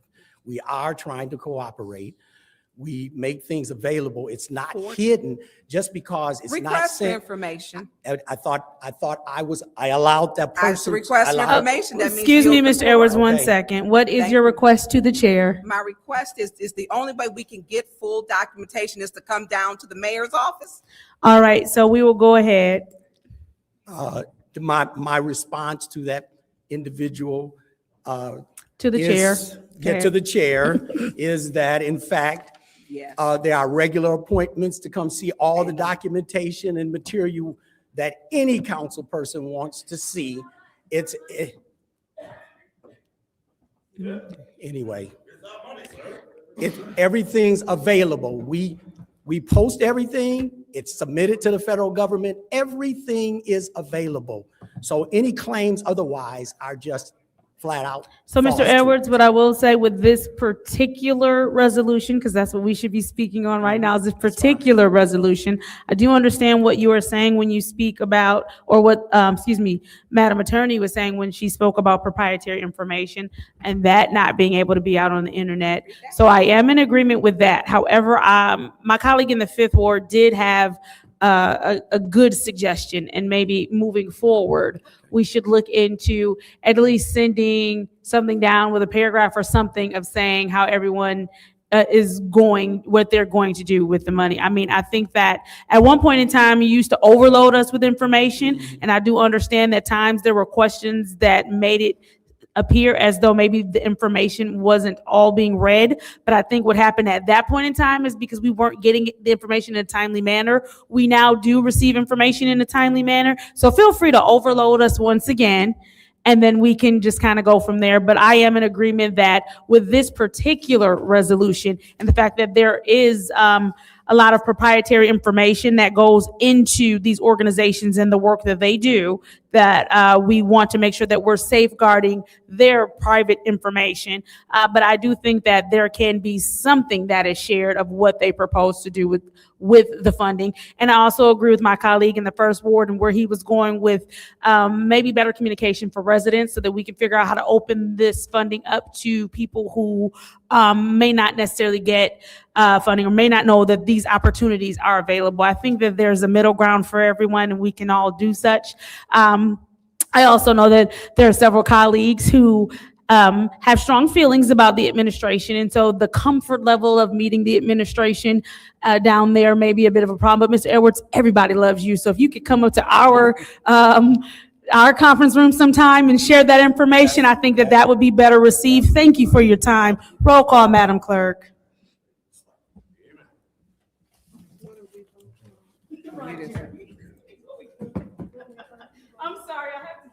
sorry. This is the roll call vote for Resolution 260073, which is the Budget Amendment 2025-26 Annual Action Plan, U.S. Department of Housing and Urban Development Community Development Block Grant. Roll call, Madam Clerk. Ms. Johnson? Yes. Ms. Priestley? Yes. Ms. Winfrey Carter? No. Ms. Burns? No. Ms. Mashat? Yes. Mr. Pfeiffer? No. Mr. Jarrett is absent. Mr. Alming? Yes. Dr. Lewis? No. The vote is 4 yes, 4 no. The vote is 4 yes, 4 no. Resolution 260073, which is the Budget Amendment 2025-26 Madam Annual Chair. Action Plan, U.S. Department of Housing and Urban Development Community Development Block Grant, has failed to move to council. Madam Chair. Councilman in the 8th Ward. I make a motion to send 260073 to Finance Committee with the note that it needs to come with a summary, Perfect. There's a motion spending to summary. move Resolution 260073, which is the Budget Amendment 2025-26 Annual Action Plan, U.S. Department of Housing and Urban Development, Community Development Block Grant dollars, with the caveat that it must go there with a summary to Finance. Roll call, is there support? Moved and properly supported by the councilman in the 1st Ward. Roll call, Madam Clerk. Ms. Priestley? Yes. Thank you. Ms. Winfrey Carter? Yes. Ms. Burns? Yes. Ms. Mashat? Yes. Mr. Pfeiffer? Yes. Mr. Jarrett is absent. Mr. Alamin? Yes. Dr. Lewis? Yes. Ms. Johnson? Yes. The vote is 8 yes, 0 no. I'm sorry, could you repeat that? 8 yes, 0 no. The vote is 8 yes, 0 no. Resolution 260073 has moved to Finance. 260089, which is the acceptance of the Genesee County Senior Millage Funding Eric Mays Senior and Community Service Center fiscal year 2026 budget amendment. What is the pleasure of the body? Madam Chair, Councilwoman in the 4th Ward. make a motion to send to council. There's been a motion to send to council. Is there support? Moved and properly supported by the councilman in the 1st Ward. Is there discussion in the first round of discussion? Madam Chair. Councilwoman in the 6th Ward. I believe there were several questions in regard to that. I don't know if Mr. Moore, I don't know who needs to come down for this one, but for you to the chair. I believe Mr. Moore, and then I also believe that there are some questions that you had for Ms. Wiggins as well, something she would be able to answer if she is present, if she could join us at the lectern. Hi, Mr. Moore. And there was and it wasn't just my questions, actually. I think the council as a whole wanted to know about the ARPA dollars. Oh, you got good bending skills. Thank you. Thank you. So one of the questions was, you have on here that personal expenses, 120, I'll let you explain what is on the paper. And then my other question is, can we use ARPA funds for the Mays Center? And it was stated that this was a salary. And with the department, if we're following the ARPA guidelines, even though it's in general funds, can we use this for a salary? Yes. Because it's in general funds. Well, more than that, we used, the resolution that was approved had a number of different positions that were approved for using ARPA dollars. And this was just one of the What positions. was the positions? Because I know we did holiday pay. I don't know of any other positions. There was a number in the planning development, I think one in the finance. You know, we didn't approve that. I don't recall that. There's a resolution number that is on the sheet. Was it a personal service contract? No, it's not a personal services contract. It was a resolution authorizing the expenditure of the ARPA dollars for hiring some staff. What, do you know what resolution that is? Yes, it's 240139. And Madam Chair, to the city clerk, can you pull that up and email that to us, please? Because we don't have a copy of that. One of the questions was, so to my understanding, so you're saying because it was a past practice, I know I never approved funds for salaries. I did hazard pay for our workers, our essential workers, because they have to work through COVID. That is, to me, a separate, when we talk about a salary for a year ago, COVID was 2020 and 21. This was 2025. And hazard pay was approved because our essential workers, police and fire and so on, had to come to work when the world was shut down. The May Center, and actually I don't think it's just the May, well, right now it's just the May Center, but it's also going to be the McKinley Center too. We don't even know how much is Mrs. Wiggins being paid. What's her contract? We don't even have that. We've never been told. Mr. Moore? I understand. That question would be best asked to the HR department. Well, is Mr. Eddie Smith here? I don't believe so. I haven't seen him. Okay, can I get a referral to Madam Clerk, Madam Chair, to the clerk, and redact the personal information? Because we never saw the personal contract. So you're asking us today to approve some funds again, when we have not been given the information. We have not been given it. And I like the programming that you have. I do, the quilting, the Miss Senior person, and it's very innovative. But when we're using ARPA funds, we're required by certain guidelines to follow those. And when we're looking at past practice with this 240139, I don't recall it, and I do not. And I don't want to pause necessarily our senior centers, like expenses. Can you explain, and it's going to run out of time, for your personal expenses and supplies? The supplies are at $34,000 in fiscal year. Supplies and operating expenses are at $124,200. And so we need to know, where did the money come from before? Thank you. Is there anyone else in the first round of discussion? Anyone in the second round of discussion? Seeing as how there's no Madam one Chair. else? Madam Chair. Go ahead, Councilman Pfeiffer. So, Mr. Moore, the resolution number that you noted on this paper, I wasn't able to find the resolution, but I found it on the ARPA budget report, and it says ARPA Administration Coordination. So are you saying that we funded this center because we approved ARPA Administration Coordination? A number of positions were listed, and that's one of them that's listed on the resolution. Point of information, can he speak up? The resolution listed a number of different positions, and it's. So the ARPA Administration Coordination Resolution noted a position for the senior center administrator? It's a request for information or point of information. This is resolution 240139. Yes. We do mention a community center liaison on this. You have the actual Yes. report, or the actual?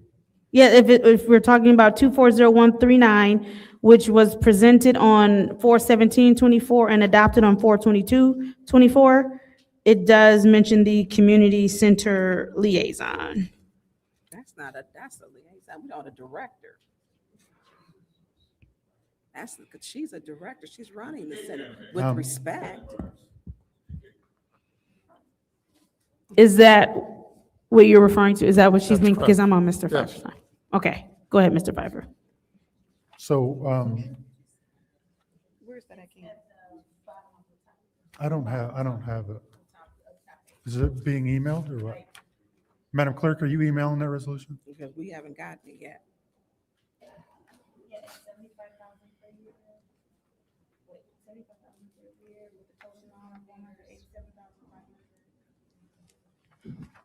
So, Mr. Moore, how much exactly did we apply for to the Genesee County? 54,000. Was this only a partial approval? Did we apply for more and then they gave us?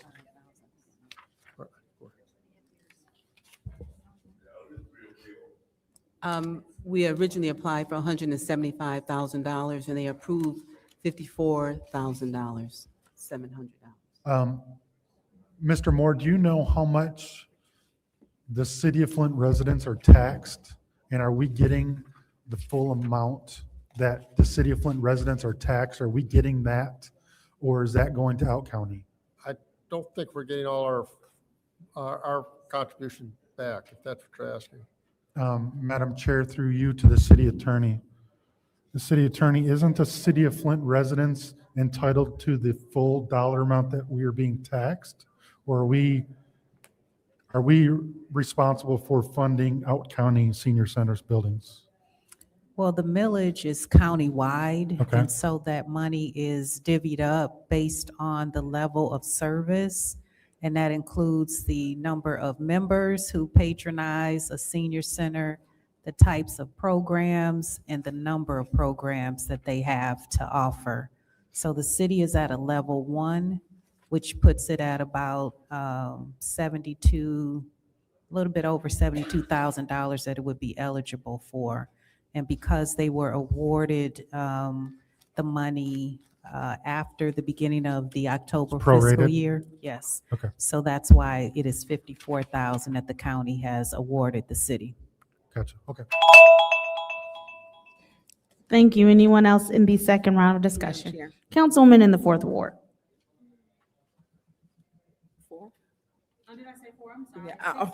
Thank you. So, Mr. Moore, what is the total operating cost for the senior center per year? This fiscal year, we're planning to spend approximately $158,000. And then 27? At 27, we're going to be recommending $246,100. So with respect, Mrs. Wiggins, this has nothing to do with you. We have not had to pay for any senior center since emergency management. This was politicking. We haven't had it in our budget at all. What we had was nonprofits like Hasselbrink, which used the city facility that cost the city $0. And all because the mayor got mad because someone came and he wanted them out of that center. He kicked out Hasselbrink. Hasselbrink is now over at Calvary Church. And so when you use your authority to take it out on the senior center and then replace it, and not you, Mrs. Wiggins, because you do a great job over there. We need 2 senior centers because the seniors felt, like they were pulled. And so now this is costing the city fiscal year 26, $158,000. Fiscal year 27, $246,100. And the city paid 0 since emergency management. And we've had 5 emergency managers. So to prove a point, he took the city checkbook and now we're taking money we could have used for something else. That other agency was in good standing. They were always in good standing, Hasselbrink, and still in good standing. What he did was split this community. This community was split, and it shouldn't have been, where seniors have had to choose, where do I go? And where are my alliances at? It shouldn't have been done. And now we're facing budget issues, and he said he has a healthy budget, but it's ARPA making the budget healthy. ARPA isn't going to last forever. It's just not. And how long can we sustain? Because $54,000 is not going to sustain the senior center, and not with the level of activities that we have. And this is very deceiving. People will just vote for any, but this is fiscally irresponsible. We have 2 senior centers that are less than 7 minutes apart if you drive a major road. Flushing Road to Ballinger, or you can take it straight to Brown, or however you want to get there. But this was derived out of the mayor evicted them, put them out over something political. And now the residents are getting ready to pay $246,100 for a temper tantrum. Thank you. Is there anyone else in the second round of discussion? Yes, Madam Chair. Councilwoman in the Fifth Ward. And to Councilwoman Burns's point, I'm gonna finish it. To your point, now that the ARPA funds is now in the general fund, I have a strong feeling that the mayor is, how would I want to put this? He's abusing the $75,000 threshold. He's using that to fund that center. Because I want the residents to understand this. He doesn't have to come before council to get that approved. So that's how that's being paid. Okay? So it's a lot here. It's just a lot. And Ms. Wiggins, nothing against you. It's just a lot with this. This is why we have to do check and balances. Okay? We have to do our jobs. So I just wanted to finish that up. I yield the floor, Madam Chair. Councilwoman in the Second Ward. Thank you. So I am totally for the progressive things taking place at the Main Center. You do a lot of great work there. Just like Councilwoman Burns mentioned, the patents and stuff, total ingenuity. But I do have one concern, and this isn't with you, it's with the administration. So when council people cannot use the facilities and have to jump through red tape, that's a problem. And so it's nothing to do with you. This is to do with administration. So I want to make sure that we put it on the floor. What's the proper protocol?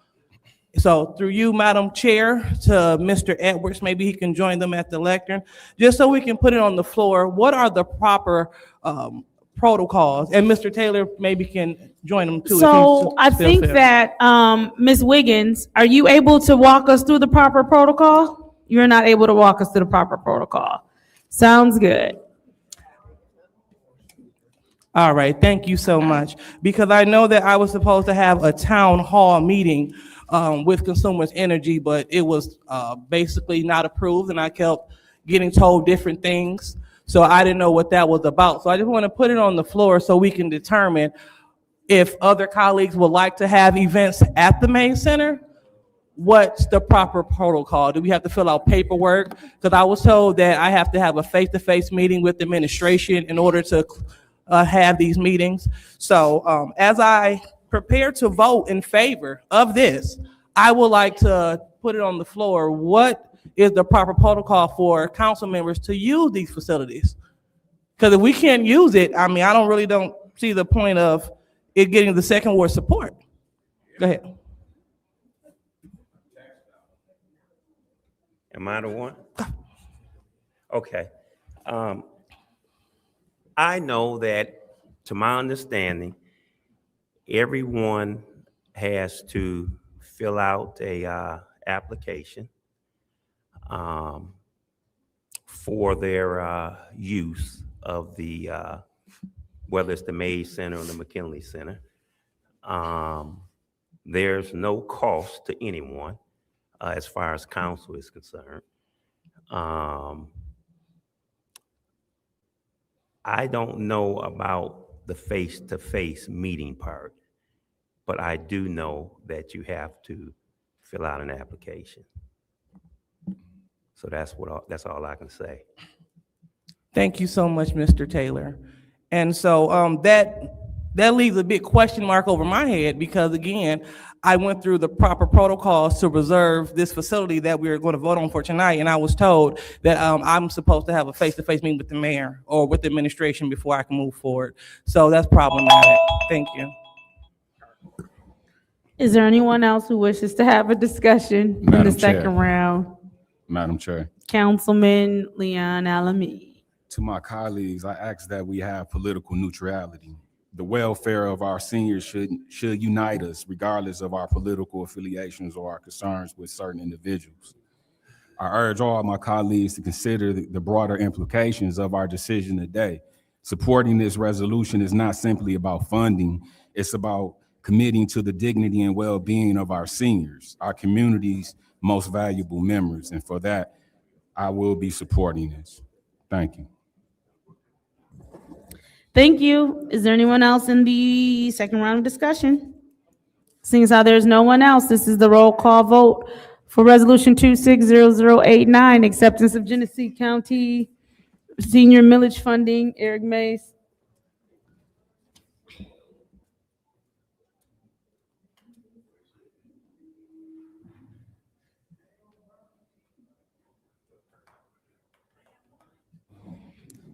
No, I'll go ahead and take my time.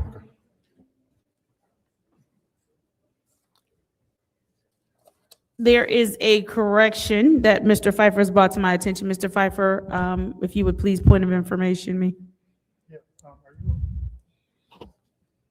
Are you aware that the monies extend beyond our fiscal year, so we need to change it's further resolved to include a portion of fiscal year 27 in the budget? Do you have the exact language that it needs to? I would ask Mr. Moore to approach. Mr. Moore, if you would please approach the lectern.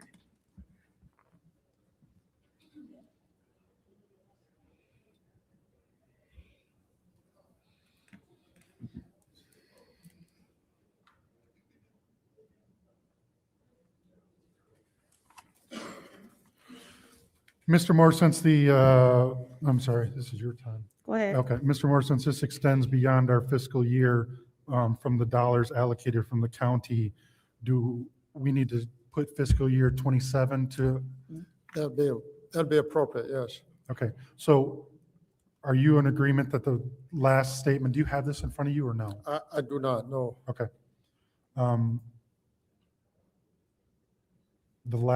Is it further resolved that the fiscal year 26 / fiscal year 2027, or do we do a portion of the 2027? Into fiscal year 27 would be appropriate, yes. Okay, so that would say just do maybe / fiscal year 2027, Madam Chair, Okay. as a language? Madam Attorney, Madam Clerk, we would like to make sure first, Madam Attorney, that is fine, that we're just saying further resolving that FY 2026 / 2027? That would be appropriate through the chair. This funding goes through, I believe, September 30th, which does cross your 2027 budget. Okay, and Madam Clerk, we would like to make that slight change. There's a motion on the floor is it appropriate to go ahead and turn this to a point one and make that motion? Madam Chair. Correct, go ahead. To the attorney. It reads fiscal year 2026 budget is amended. 2027 should it state once it is adopted. Because 2027 hasn't been adopted, so usually the resolutions will say upon adoption.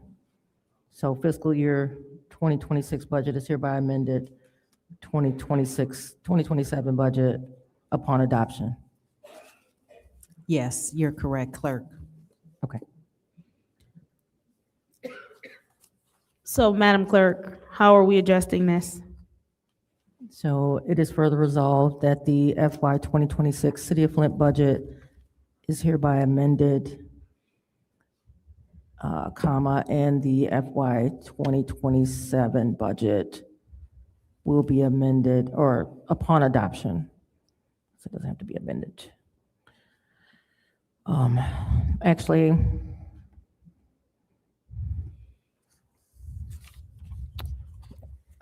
its 2026 budget is hereby amended, and the 2026 budget upon adoption to recognize and appropriate these funds. I think that would be okay. Can you just put all of that together so that we have it on record? So it is further resolved that the FY 2026 City of Flint budget is hereby amended, and the FY 2027 City of Flint budget be adopted to recognize and appropriate these funds for senior center programming, et cetera. All right, so moved. Is there support? There's a lot of support there. We'll just take Fourth Ward. Roll call, Madam Clerk. Dennis call.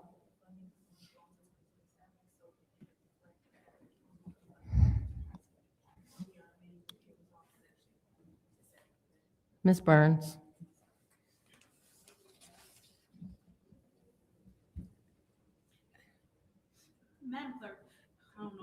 Yeah, and I had to take an emergency call. I have a relative that's going away to Ann Arbor, U of M. So this is to amend 260089 to appoint one, to amend the second resolved paragraph to read, it is further resolved that the FY 2026 City of Flint budget is hereby amended, and the FY 2027 budget be adopted to recognize and appropriate these funds, et cetera. Yes. Ms. Mashat? Yes. Mr. Pfeiffer? Yes. Mr. Alamin? Yes. Dr. Lewis? Yes. Ms. Johnson? Yes. Ms. Priestley? Yes. Ms. Winfrey Carter? Yes. The vote is 8 yes, 0 no. The vote is 8 yes, 0 no. The vote is 8 yes, 0 no. Resolution 260089.1. Madam Chair. Councilman Pfeiffer. Motion to send 260089.1 to council. There's a motion to send Support. 260089.1 to council by a councilman in the 8th Ward, supported by the councilwoman in the 4th Ward. Is there discussion? Madam Chair, I just have- Councilman Pfeiffer.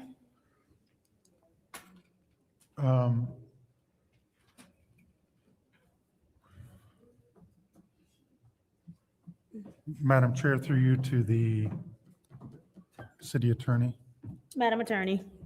Madam Attorney, does it, and I'm just thinking out loud, does this, because it doesn't say how much we're putting in 2026 or 2027.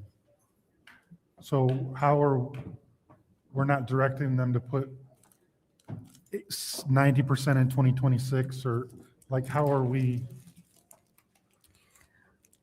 If I, through the chair, if I understand your question correctly, they could very well use the money all In 2026? in 2026.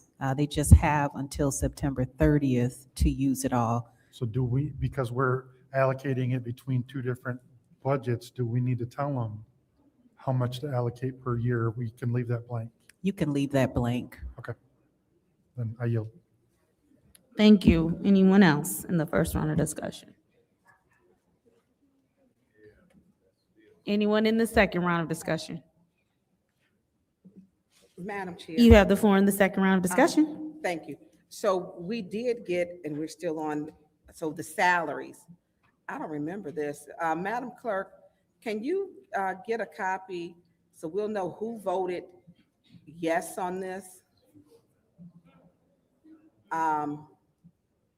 For this resolution, because this resolution before states that, I know it was a problem when Hasselbrink's director was getting 50,000, but this resolution says for two coordinators at 84,500 per person.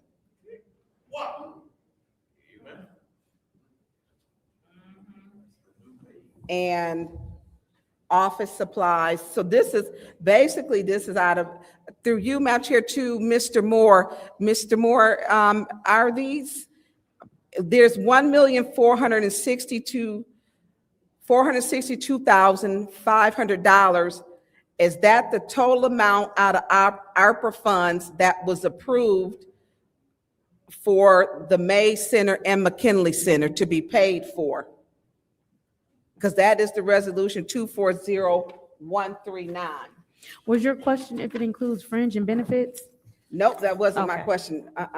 Because, hear it, yeah, well, no, that's separate. Fringe and benefits is another 37, that's 37,000. That is included. I didn't hear your question. Yeah. I'm sorry. And so, Mr. Moore, so are we with the total that it's costing us for McKinley Center and for the May Center, $1,462,500? I'm not sure where you're getting That's that the number. resolution you said, 240139.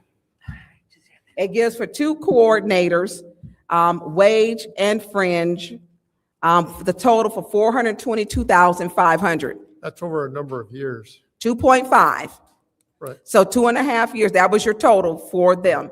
Then we also have 25,000 per year, portion of existing budgets, grants manager, and so on. Portion of existing procurement, 2 new coordinators, and portion existing business. And Madam Clerk, I would like to know who approved this. Because guess what we paid before? Nothing. $0. And now we're taking on the cost of a center that was funded with a nonprofit for a couple of decades, at least 2 of them, that cost this city nothing. Nothing. And we're now saying we're taking $1,462,500 that we could be using for something else. Point of information. You might as well just wait. Go ahead, Okay, Councilwoman. go let her ahead. answer. Wait. Go ahead. Real my wait. You have 8 No. seconds left. She's just taking you. So I guess that's a guess, so. I'm sorry, is there anyone else in the second round of Chair. discussion? Councilwoman Priestley. So I'm looking at this resolution, and the $1.4 million has very little to do with the centers. Most of it is for management procurement rate of the grants manager, 2 new coordinators within finance for 2.5 years, 2 new coordinators within business and community services.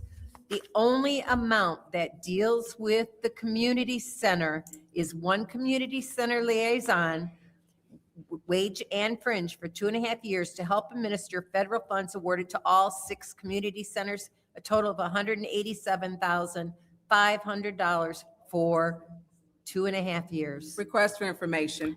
What is your request? Does it state in the resolution, city administration recommends reallocating $1,462,500 of ARPA funds? It states that in that second paragraph of ARPA. It also says in that detail that it is for these purposes, and the total So equals multiple 1.4. departments. Multiple departments, multiple people, multiple expenses. Point of information. What's your point of information? Did we pay this prior for Hasselgreen or any other senior center? Ms. Priestley, you have the floor.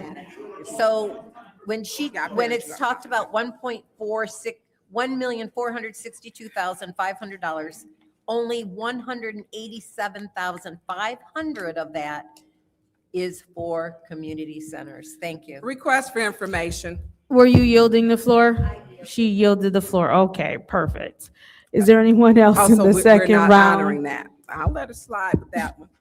She thank yielded the floor. Madam Chair. Councilwoman in the 5th Ward, you have the floor.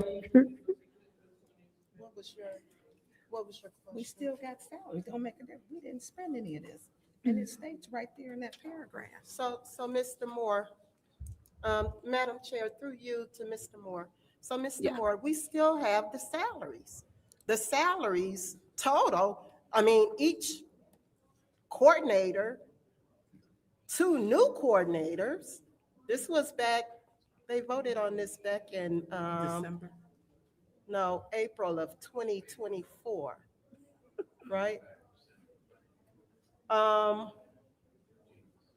you have, two coordinators, 84,500 per year, per person. That totals 422,500. Who voted on this? Madam Chair, through you to Clerk Davina. Clerk Donahue, can we get a count of who voted on this resolution when you get a chance? Yes, I'm And looking that up right If you now. could send that information to me. I don't remember this. I don't remember voting on this. Because I probably wouldn't have voted on something like this. You know, saying that all of the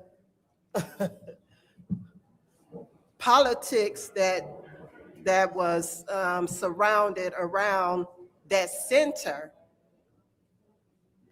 I wouldn't have voted on something like that. And I don't think I'm going to be voting to accept this grant, this millage. Judy, you might better keep your mouth shut. I vote the way I feel that should be voted So on. ladies, we're not going to do that in between each other. Councilwoman Priestley, Councilwoman Murphy Carter did have the floor. So now we're going to move on to Councilwoman in the second ward. I believe you asked for the floor. So Mr. Moore, tell us a little bit about the mayor's budget, park and recreation budget. It says, I'm looking at the sheet that you passed out. It says the mayor's budget, parks and recreation budget. I didn't know that we had one. So could you please tell us a little bit about that budget? The mayor's budget, the salaries are coming out. The ARPA and the salaries are part of the mayor's budget. He oversees the staff that runs the community centers. Okay, so the park and rec budget has much. It's just for the supplies for the center. That comes out of the Parks and Recreation Fund. Okay, so the park and recreation fund is established just to pay for center personnel and supplies? That's correct. Okay, and because I never heard of that before, and you said it's funded through? It's funded through a millage for Parks and Recreation. Oh, so the city, we have a park and rec millage that we receive? Yes. Oh, okay. And how much is the millage? Oh, I don't remember that off the top of my head. We've had it for years. It's voted on, I believe, by the people a few years back. Okay. Okay. All right. All right, great. And so, just want to be clear. So you said, what about the things such as park upgrades, like, for example, Haskell Field, the new field that the mayor laid, did that come out of this budget as well? I'd have to double check that, but it very well may have. Okay, because, so the mayor has a budget, because I'm really in the parks, hence I've been coined Yogi. It is part of the annual budget appropriation process. Say it again? It is part of the annual budget appropriation process. Okay, and so was it specific by line item, or was it just this money going to this? Because I've never seen this before, and I would like to have a breakdown of, hey, when this started. Request for information.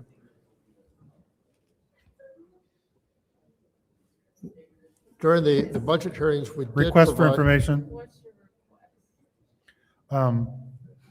To the speaker, are you aware that our Parks and Rec dollars that we get from the millage go directly to the county to supplement the MOT grant just for mowing?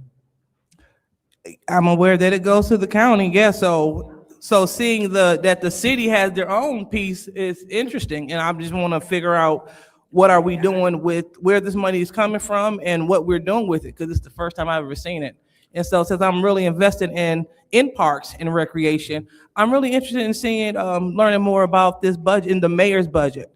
So I know he wants us to come down to his office, but it might be great if he come up here or have representative let us know what's his budget and what it's all about. Would Councilwoman Lewis be willing to send it back to committee? Sure. If you could make that request, I don't have any more time.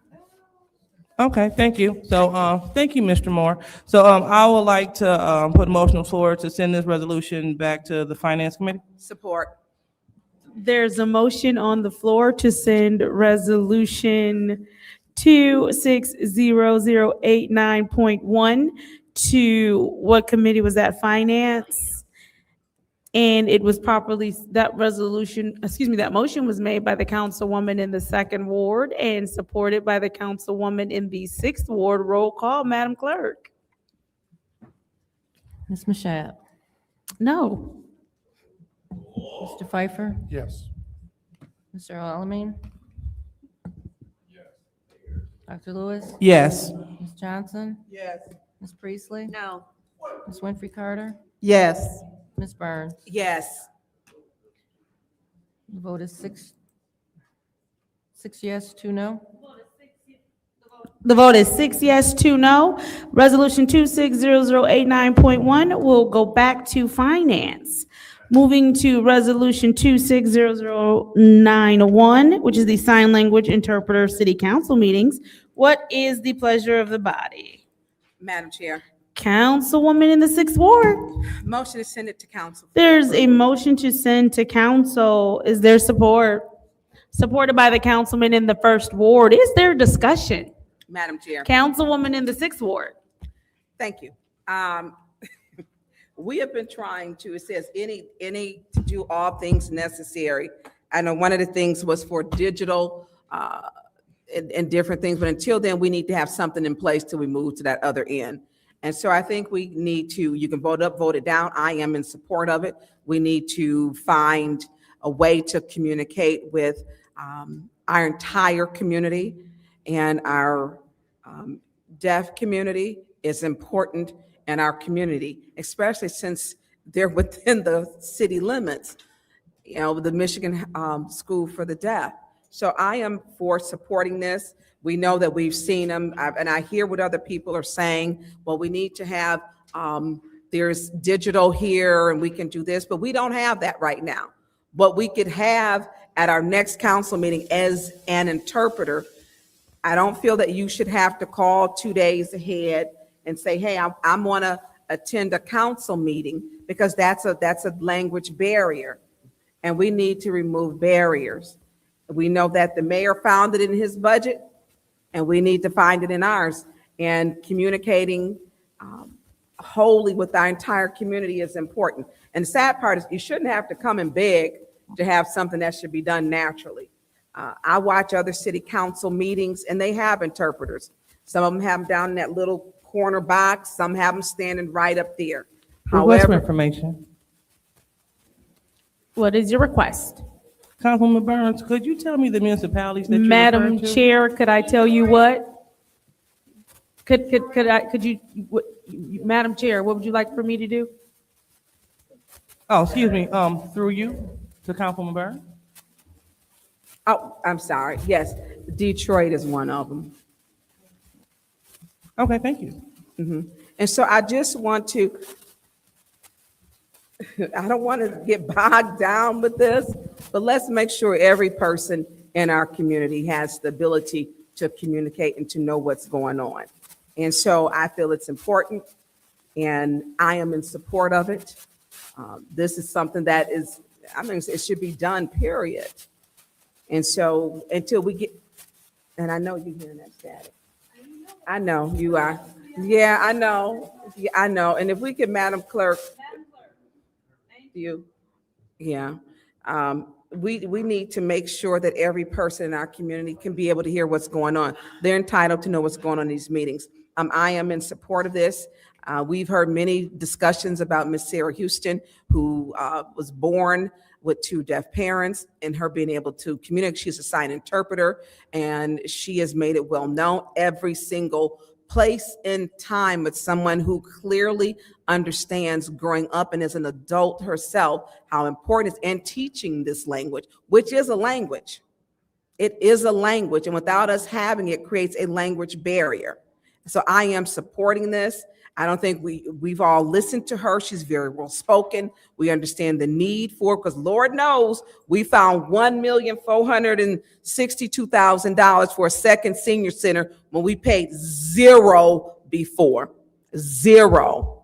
And so we need to pull this out of whatever fund to make sure all members of our community can understand what's going on in our meetings, and that they choose to stroll in here, because I'm quite sure not everybody decided, I'm going to prepare 3 days early or 2 days early to come to the council meeting. Some people may have just decided to come to the council meeting tonight, or the very last minute. And so we need to make access available to all people. So if we got availability for 1,462,000, I think the total was 30,000 for the year, I believe.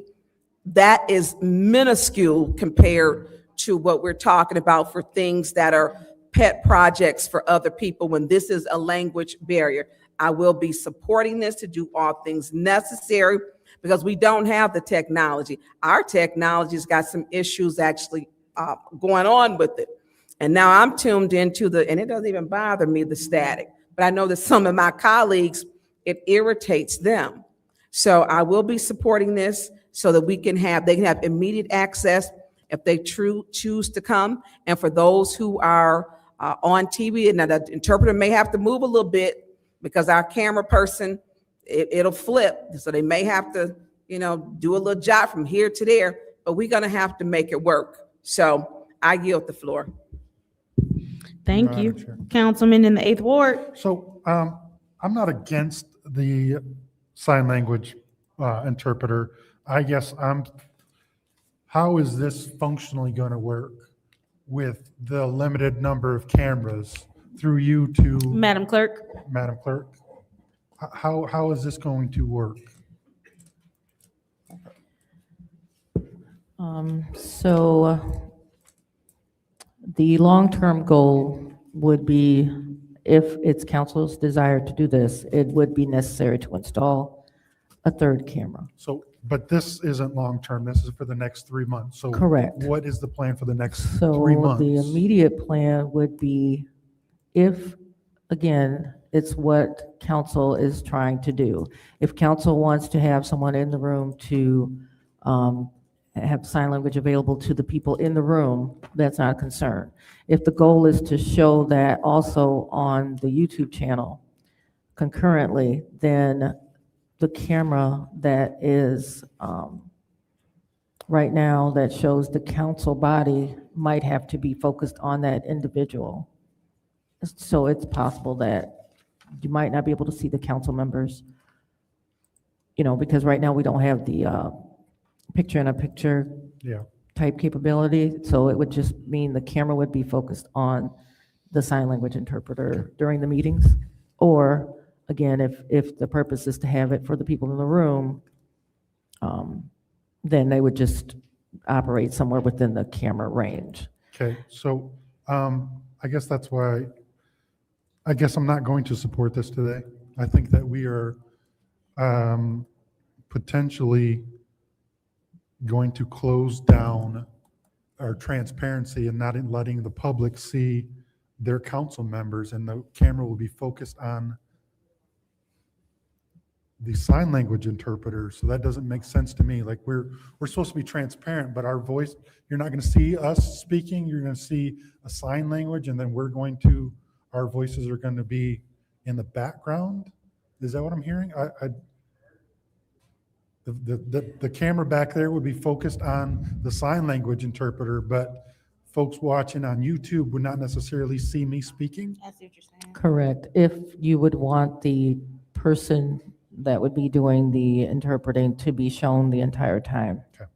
And again, that's just what we are capable to do immediately. Well, I think if we're going to have a sign language speaker or sign language interpreter, then we would want them being shown first time, but I don't think that we should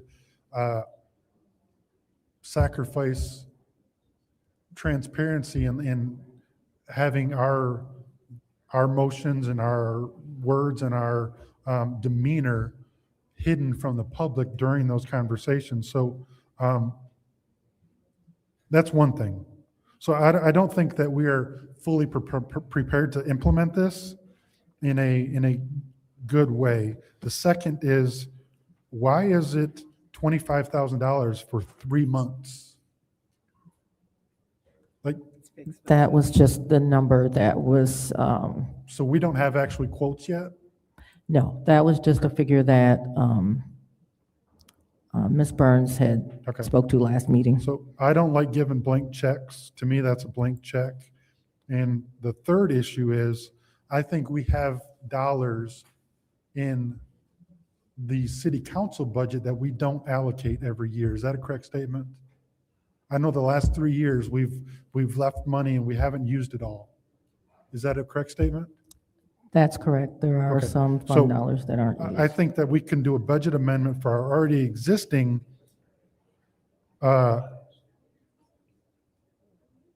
budget, and I don't think that this is appropriate use of the opioid fund settlement when we still have dollars, or we still have overdoses and everything else. I don't know that this is a good use of the city opioid settlement fund dollars. So unfortunately, I'm not going to support this tonight, but I think we need to be fully, if we're going to jump in, let's make sure we got cameras, let's make sure that we got quotes for all of this stuff, and let's move forward in a diligent manner, not just throw money at it and not have a good plan. So I'm not going to support this tonight, but I look forward to seeing a plan where we can fully implement this and move forward that way. Thank you. Thank you. Is there anyone else? Madam Chair. In the first round of discussion, Councilwoman in the 4th Ward. So since we started discussing this issue and it was brought forward to us and ding, ding, ding, ding, light bulb, I actually went to Detroit's rules and to see what they had, if anything, in their city rules, because I was also working on revising our current council rules, and I wanted to see what they had. But they have in here for translators: the council shall seek to provide translators at each of its sessions and all meetings of its standing committees for each language requested, including the hearing impaired, where the translation is necessary to enable Detroit residents with limited English proficiency to participate in the proceedings. The service will be provided as long as the request for such translation services is communicated to the clerk of the council at least 48 hours before the meeting. So I do know that they were working on revising the rules, but this is the same language that's currently on the Detroit City webpage. And I think the problem is that if we're going to have interpreters in here, then, and I want people to come, but we do have to have a minimum of 2 interpreters here during our council meetings.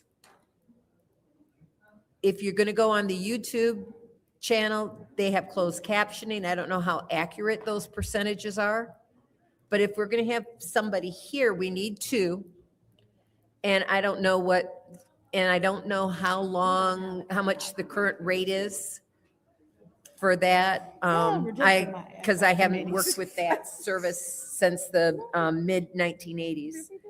Well, you can't, because I can still assign them. But because they have to be able to switch off. They can't do an entire meeting. They have to be able to switch off. But our technology cannot show that on YouTube. So if people want to come and participate, we can have interpreters here, but on YouTube, it would have to be either down the line, the enclosed interpreter signing our meetings, or closed captioning. They can do closed captioning now. I don't know how accurate it is. I haven't followed it and I don't watch it. But in order to have interpreters here, I think that we need to have some kind of notice so that we can have interpreters here. Just know that they won't be on camera for the people at home who are watching. But I think it's important to have the ability to have interpreters here if needed. But in order to get them scheduled through like Communication Access Center, they need time to get people and lined up to work that night, our nights. And we don't know how long of those hours are going to be. And they have a minimum. And so I have concerns with this whole thing. But I want to provide the hearing impaired with the services needed. But I also don't want to pay for interpreters here in this room if there's nobody using them. Which is why I agree with the 48 hours or no on Friday if you're going to come, or they might have to bring their own interpreter if it's before, because we need that time to schedule it. And that's a problem.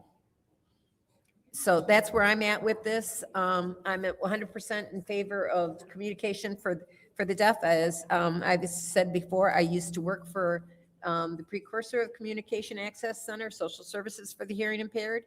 And I've done tax returns for many deaf people, including your parents in the past. So I want to make it available, but we have to realize that just because we don't have the technology here doesn't mean we shouldn't have interpreters here if needed. And I'm 100% in favor of requesting it prior to our meetings. Thank you. Thank you. Is there anyone else in the first round of discussion? Yes, Madam Chair. Councilwoman in the 5th Ward. Madam Chair, through you to Mr. Moore. Mr. Moore, if you could start walking towards the podium. And I just want to say this. I fully support, accessibility for our deaf, the hearing impaired, our deaf community. But my concern is the funding for this. And I see that we're trying to fund it through the opioid settlement fund, okay? Did we look at other ways to fund this resolution before dipping into that fund? No one asked my opinion for that when they prepared their resolution. So if you ask, from my perspective, I might have, we probably could have found room in the general fund if needed. Okay. Well, we need to certainly look into that. So Madam Chair, through you to Clerk Donahue. So Clerk Donahue, where did you do this resolution? The resolution was brought from the floor during committees, and Councilwoman Burns, it had blanks. And I think she just made some suggestions for the dollar amounts and the funding source. Okay. And so I just put those in based on what was voted on last meeting. Okay. But I can expand on some of this if you would like. Well, I would think that, Mr. Moore, would you be able to find other sources to fund this? I'm sure we could, yes. Because I would hate to take money out of the opioid settlement fund to fund this, when I know we probably have other funding sources for this. I'm going to yield. Okay. I'm going to yield the floor. This is the never mind, this is only the first round. You're fine. Go ahead. Yeah, I'm going to yield the floor so that my other colleagues can speak. Okay. And then All I righty. would think that. Is there anyone else in the first round of Madam discussion? Chair, Councilwoman in the 3rd Ward, you have the floor. I was wondering, I had a partially deaf daughter. And I was wondering, we're talking about that we don't have, the funds for it, or that the cameras won't see everything. Are we able, Ms. Sarah, through you, Madam Chair, are we able to, do a trial just for maybe 30 minutes to see how it would show on TV, how it would show to the people in the audience? Will we be able, am I able to speak to Sarah Houston and ask her if she's able to do a trial through you, Madam Chair? Wait, what's your question? To do what? A trial, like she comes up here and they can show us, right, what they would see, what we would see. It would just be a trial. She would do 30 minutes. If she would do it, for free, just 30 minutes for us, and show us what we would see through the TV audience, what we would see on camera, and what we would see through the audience. Are you able to do that? Well, wait.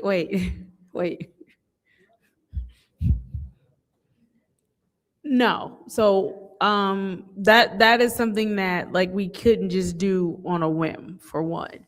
That would have to be something that we would have to discuss with our clerk, and so that we could even see if it's possible to kind of do the logistics of what that looks like. Because like as Councilman Pfeiffer said, and I do agree that we all want this to happen, but then you also open yourself up to, and there's no good way to say this statement, right? Because the whole point in us wanting to get an interpreter is because there's a segment of our population that we are leaving out.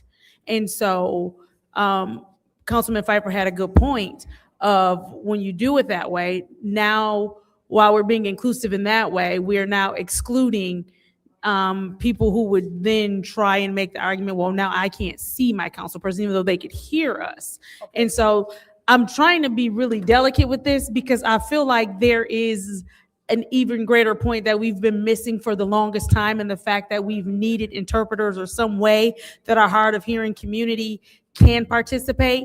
And so her time should actually be paused. And so it just feels insensitive to put it that way, only because then it'll be like, well, now everybody else can feel how they've been feeling, right? But it's just something that we would have to work out logistically. Can we put our time back at 3 minutes, please? But my question is, I guess, I understand exactly what you're saying, but how will we know what we can? And what because we cannot Davina has do? actually already told us. And Davina has actually already told us, and she has the cameras there, and her and IT actively work our cameras. So that's how we know what we can and cannot see. We've already been told. Madam Clerk, go ahead. Don't start our time. Go ahead, Madam Clerk. So, actually during these meetings, as it stands right now, I am the only one that works the cameras. And you have 2 cameras in the room, one that faces the lectern, one that faces the council members. I know we speak about what Mayor Neely has done and what he's doing in his press conferences. Those are usually one camera focused on a whole group. Right now, to include someone to do the sign language interpreters and to show the council as well, you would not be able to really see what the person would be signing. However, I do want to let the council know and to remind the council that when we've spoken about this, this is a project that I'm still in the process of working on with our current vendors and with additional vendors.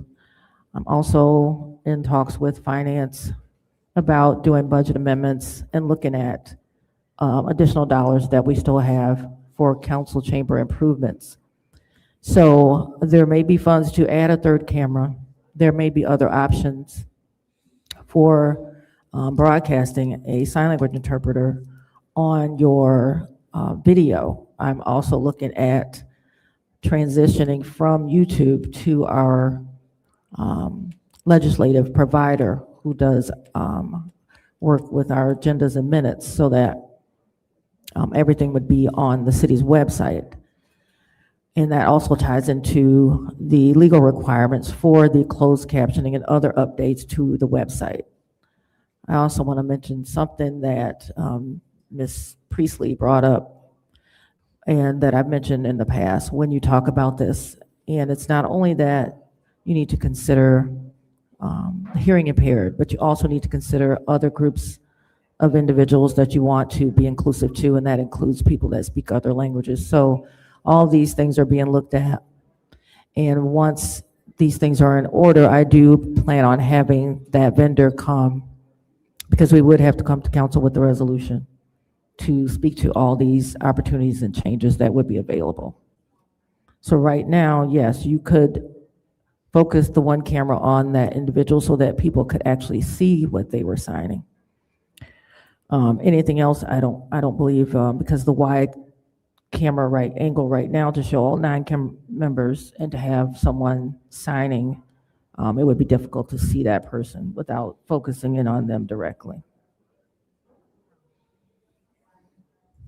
It's still LaShawn's turn. Through you, Madam Chair. Councilwoman through Johnson, sorry. Through Madam Chair to Davina. How long have Ms. Sarah Houston been talking about the deaf community and getting an interpreter up here? Do you know? Not exactly, but it has been for, I'd say at least 9 months or so that she has been coming to meetings mentioning this.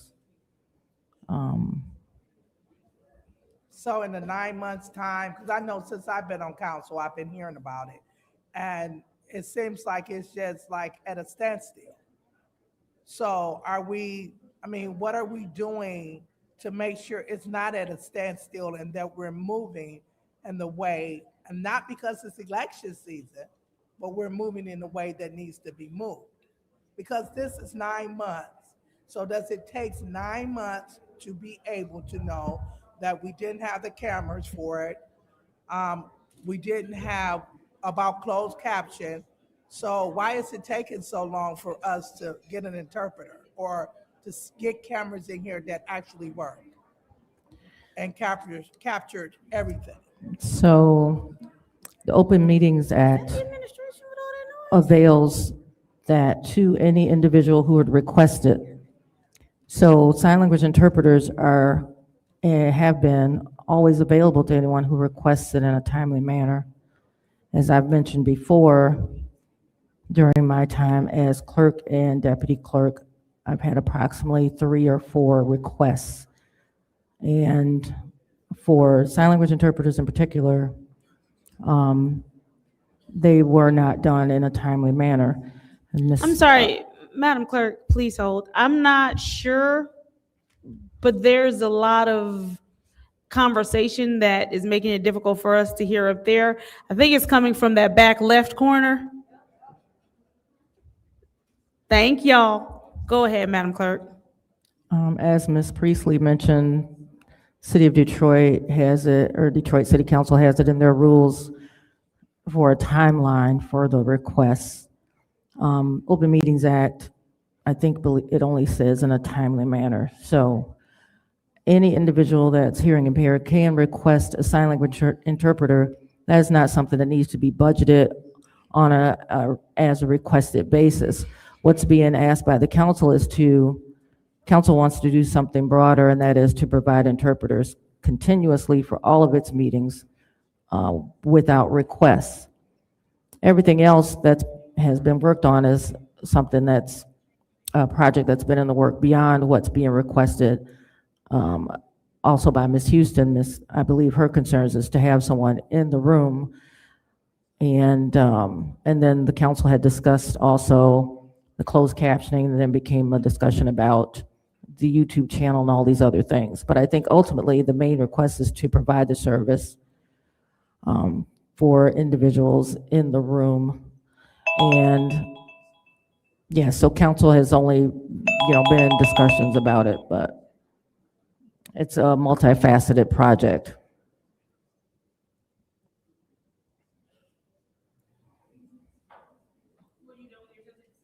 Yes.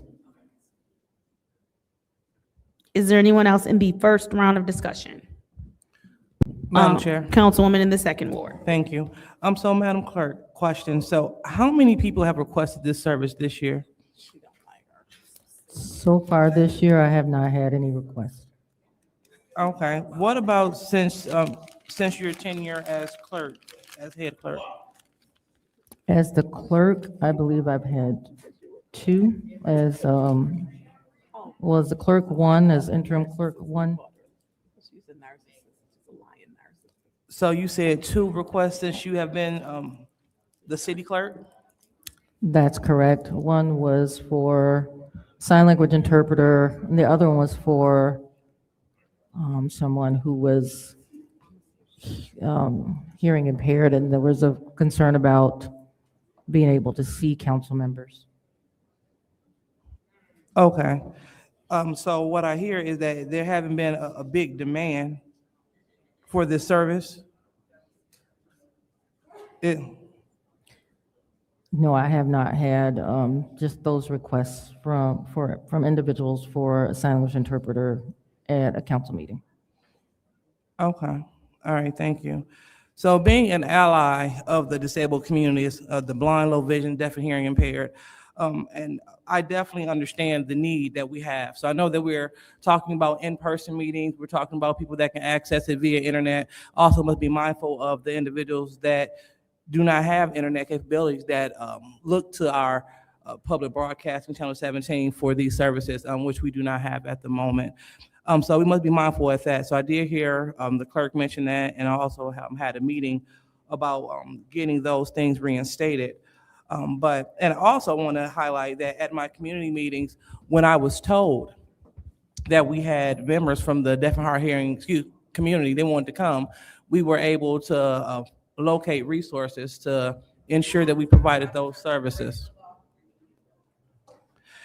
And so for the private meeting, we were able to do that, and but it was upon their request. And so I went and I saw exactly what Councilwoman Burns said. Detroit, they do have the interpreter. They do have exactly what she said. It's like a in-screen shot. You all can go to YouTube, City of Detroit. You all can see the current meetings going forth. That's how they go. But also listen to what Councilwoman Priestley said, upon demand. Someone requested this, and it is upon demand. And so, I hear Ms. Houston yelling out from her seat. I definitely understand her passion. But what we have to deal with facts, protocol, and how this will look going forward. And so, with that being said, I am totally for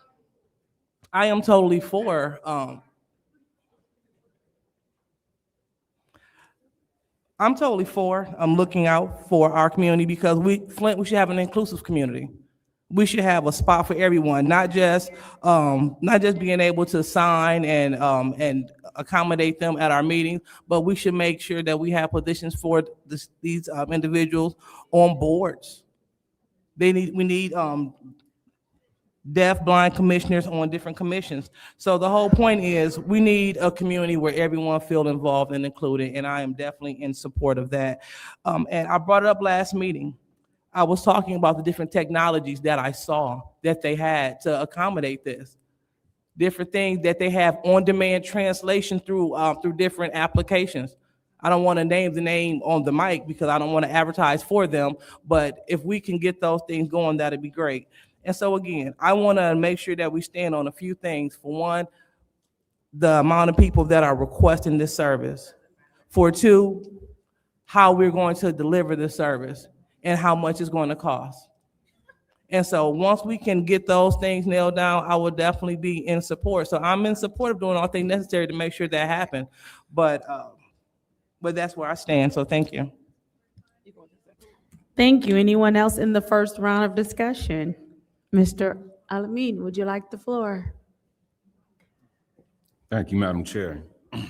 I'm in definitely support of this resolution. I definitely think we do need it, but my colleagues, several have made some good points as it pertains to sustainability, where the funds will come from, as well as looking at technology. I know we brought that up before when we was discussing this, and I think it is some things out there that we could utilize to maybe do it half and half or offset, or maybe even be a better option. I just think we should look at all options.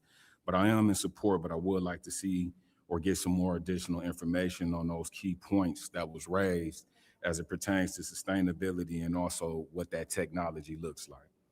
Thank you. No problem. Seeing as how you were the last council person who did not have an opportunity in the first round of discussion, I will go ahead and take my time. For the second time tonight, Ms. Winfrey Carter provided us something, I don't even know how many minutes ago at this point, but what she said was, and when Mr. Moore was up here, we are all in support of getting this done. This needs to be done. This should have already been done. So I look forward to moving this to finance so that Mr. Moore can tell us where this 25 is coming from other than opioids, so that, because he told Ms. Winfrey Carter there's 25,000 that he can get us for this to get done. And so that it doesn't have to come out of opioid. And so on Wednesday, hopefully we can wrap this up so we can send this to council. We've had the solution a while ago after Ms. Winfrey Carter spoke. And so I am going to make a motion to, you want the second round? Okay, I'll do the second round with y'all, but my vote is going to be for it to go back to finance so that we can go with the solution Ms. Winfrey Carter gave us, I don't know how long ago, about just having the 25,000 from somewhere else, put it there and let's go. I yield my time. It is the second round. Go ahead, Ms. Burns. Thank you. To you too, Ms. Sarah Houston. Could you come to the podium, please? Ms. Houston, would you like to join us at the lectern? Madam Chair, to her? Yeah. Absolutely. She started headed that way. She wasn't burning up my time. Thank you. Ms. Houston, thank you. And thank you for your advocacy for the deaf community. I appreciate it. Your words have not clearly fell on deaf ears. Not to be. So I do want to say, as I was speaking, I did ask you if you would be willing, so off of our council time, so that you can help to mold and shape what this is like. To you, Madam Chair, to the city clerk. City clerk, would you be willing with me, you, and Ms. Houston to kind of work on some logistics so that we can figure out, and then also Mr. Moore said he's going to find this lucky pot of gold to pay for it, so that we don't have to do it during council time. Would you be willing maybe to have some meetings? And then to Councilwoman LaShawn's point, oh Lord Jesus, I'm tired. LaShawn, I'm sorry. Councilwoman Johnson, and I apologize.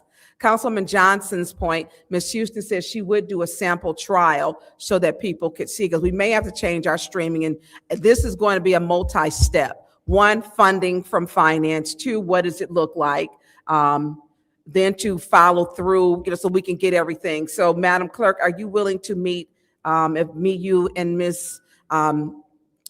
Houston can just put our heads together collectively so that the next time we come, we have it all worked out? You okay with that? Okay, Ms. Houston, is there something you would like to say? Just that I would be more than willing to come down and give of my time to the council to make sure that access is for all people. And just that closed captioning is not the same. It is English. ASL is sign language. It is a completely separate, different language than English. So putting closed caption up there would not be accessible to the deaf community, because the majority of the deaf community does not have a strong English language base. So closed caption is not accessible for the deaf community. Sign language interpreting, which is giving them their information in their language, is what is needed. And I would ask that let's do this now and worry about that when the time comes. I know you got a deadline in April of what, the federal government has certain rules that have to be in place, and I understand that.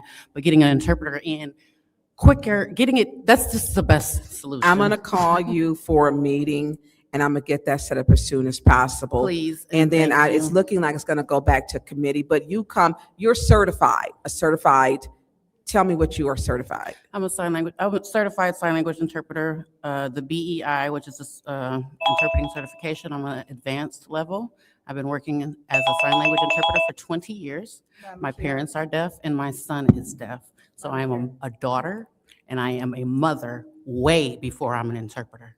Councilwoman come in the here for third me. ward, I'm gonna have to ask you to pause really quickly, Ms. Houston. I think somebody was gonna let you continue, but I just needed you to pause. Councilwoman in the third ward, you have the floor. Oh, I am, just wanted to make sure that this was clear, that I am a mother and a daughter way before I became an interpreter. The interpreter is the last thing on my list. I could care less. I make money every day. If you pay attention to politics, I was standing next to the governor this year for her State of the State address. Oh, wow. I work. Impressive. I work. People call me, people ask for me. I don't need to secure a job at council. I just wanted to make that clear. That was all. Thank you. And I'm willing to give up my time to help anybody when it comes to getting access for the people. Thank you. Thank you, Councilwoman Johnson. Would you like to continue? All right, is there anyone else in the second round of discussion? Seeing as how there's no one else in the, Yep. You're looking that way when you're asking, so. I don't know that there's anybody on this council that's against this. I think that we just need to make sure that bringing someone in here without incorporating YouTube doesn't make sense. Because I don't even know, but like there's been plenty of nights we've been here till midnight and RL's the only one here. So are we asking the sign language interpreter to only to do to an empty crowd? So it only makes sense to incorporate it into YouTube. So I think we have to go the route to get RFPs or whatever it is to get the additional cameras and get all of that squared away, because bringing someone in here to sign language to a group that isn't requesting it, to me, doesn't make sense. So it only makes sense to do that via the broadcast or YouTube. So whatever, I think we need to get the RFP out to actually get sign language interpreters to bid on to provide the service as well too. So I don't know. I think there's a multifaceted thing that we need to do before we just bring somebody in here to, and not just, I think there's a lot more steps we need to do before we just approve this and bring somebody in here. That's all I'm saying. Thank you.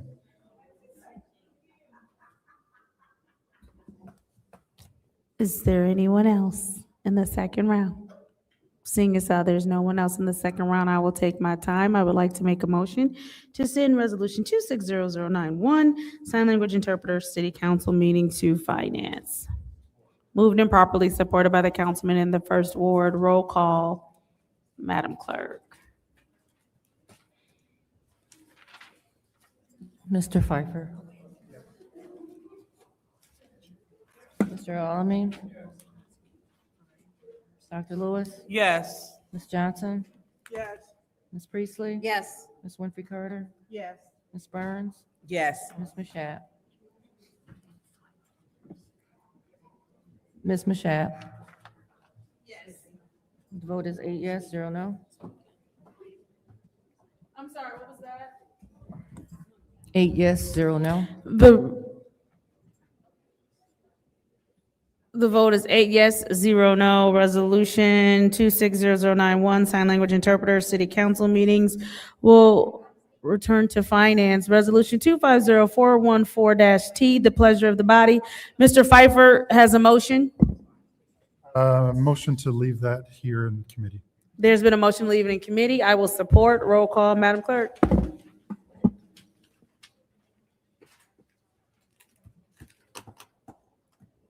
Mr. Alamin. Dr. Lewis. Yes. Ms. Johnson. Yes. Ms. Priestley. Yes. Ms. Winfrey Carter. Yes. Ms. Burns is not in. Ms. Mashat. Yes.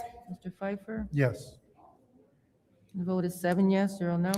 The vote is 7 yes, 0 no. Resolution 250414-T stays in special affairs. Moving on to special order discussion item 260103, which is special order best practice consulting, a 7-minute special order as requested by Second Ward Council Member Lewis to allow representatives from Best Practices Consulting to provide a brief overview of their organization and services. I do believe Ms. Sigmund is here with us. Councilwoman Lewis, I will go ahead and turn that over to you. Thank you. And thank you, Ms. Sigmund, for joining us today. And thank you for your patience. I'm sorry that we didn't put you at the beginning. But welcome to the chambers. And just want you to enlighten the body on your organization. I see there's been a little confusion with your organization and others. So please enlighten the body on what you do, who you do it for, and et cetera. So you have 6 minutes. Excellent, thank you. First, I want to tell you all, thank you so much for giving me the opportunity. We've been in the city of Flint for a decade now. We've worked as a partner with the city of Flint. It doesn't matter if it was the city's administration or city council. Just a really quick recap. We've helped over 388 small businesses right here in the city of Flint.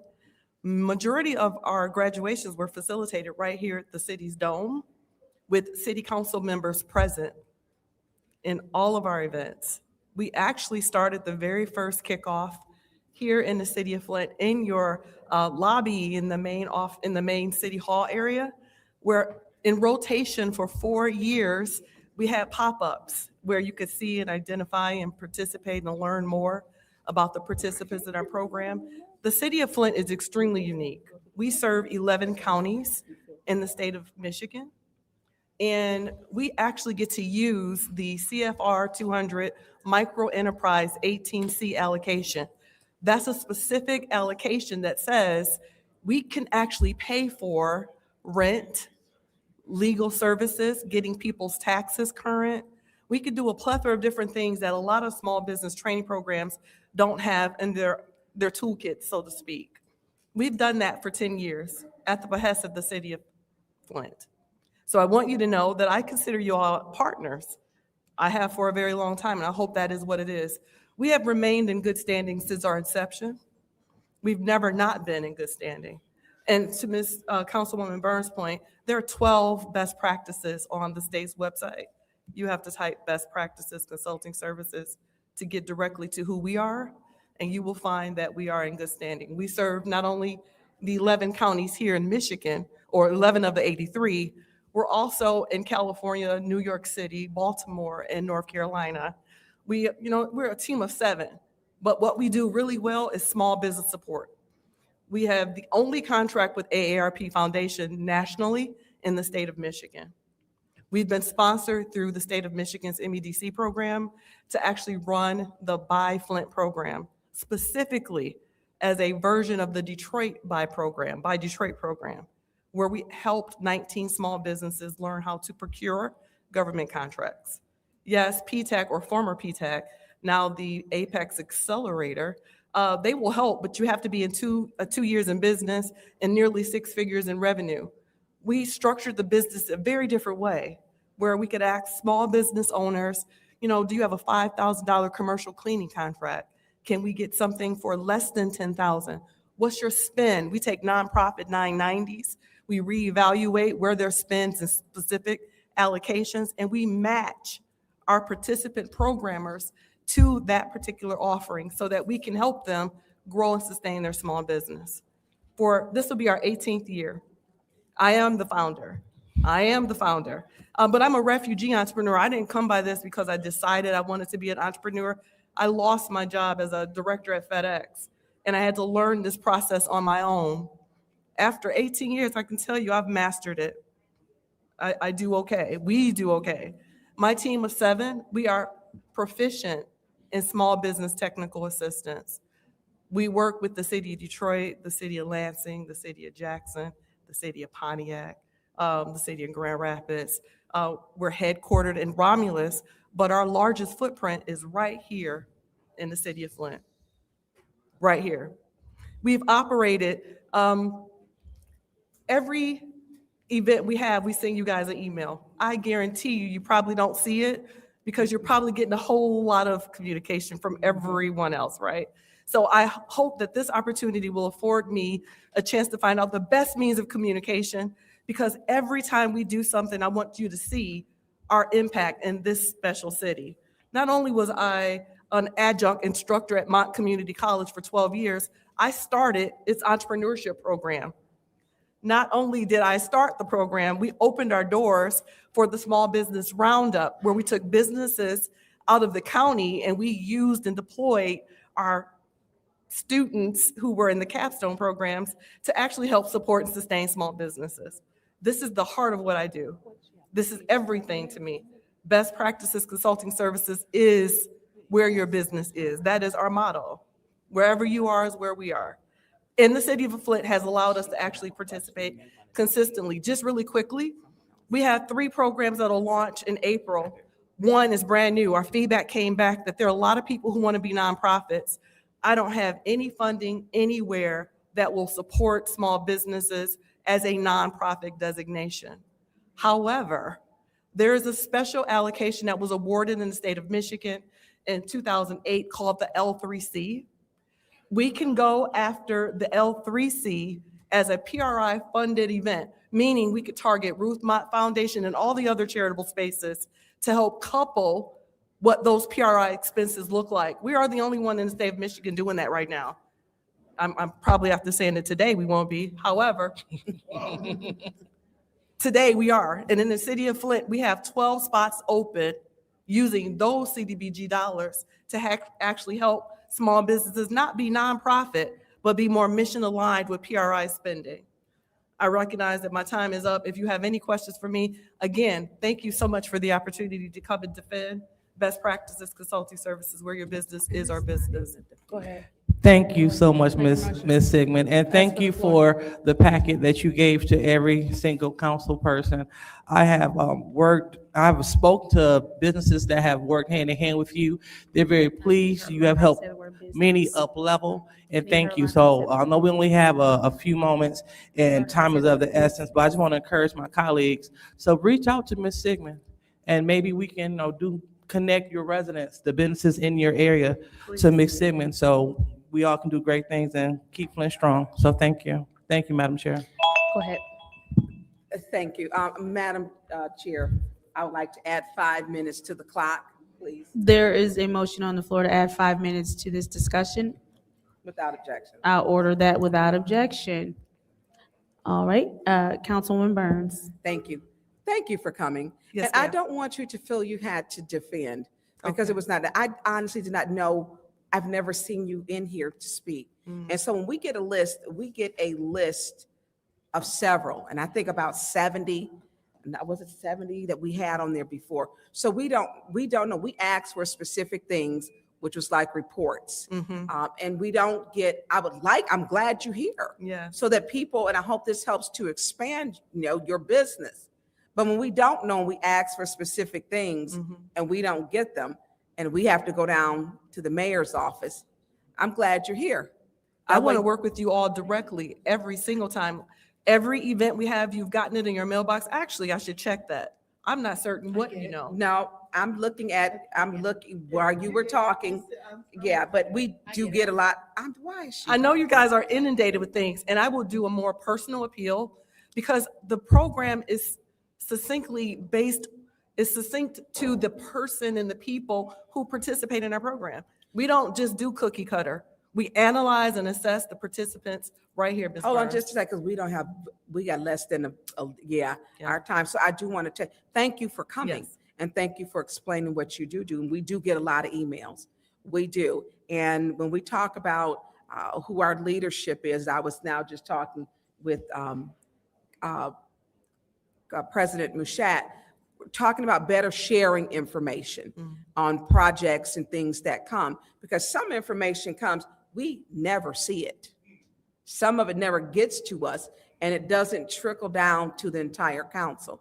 But you coming and explaining what you do and what your business is, I appreciate you being here, and I appreciate the supplemental information packet, because there are several that are on there, that are on the website. There are several.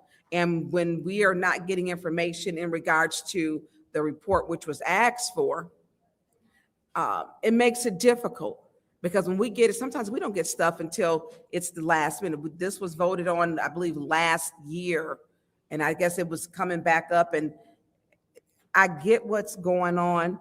I don't want you to feel you have to defend what you're doing, because you're welcome in here. And actually, every person who is getting community block grant dollars should be coming before this council so that we know who they are. Because there may be some services that there are some services I can refer to your business. Thank you. And that is, to me, what we have to be good partners.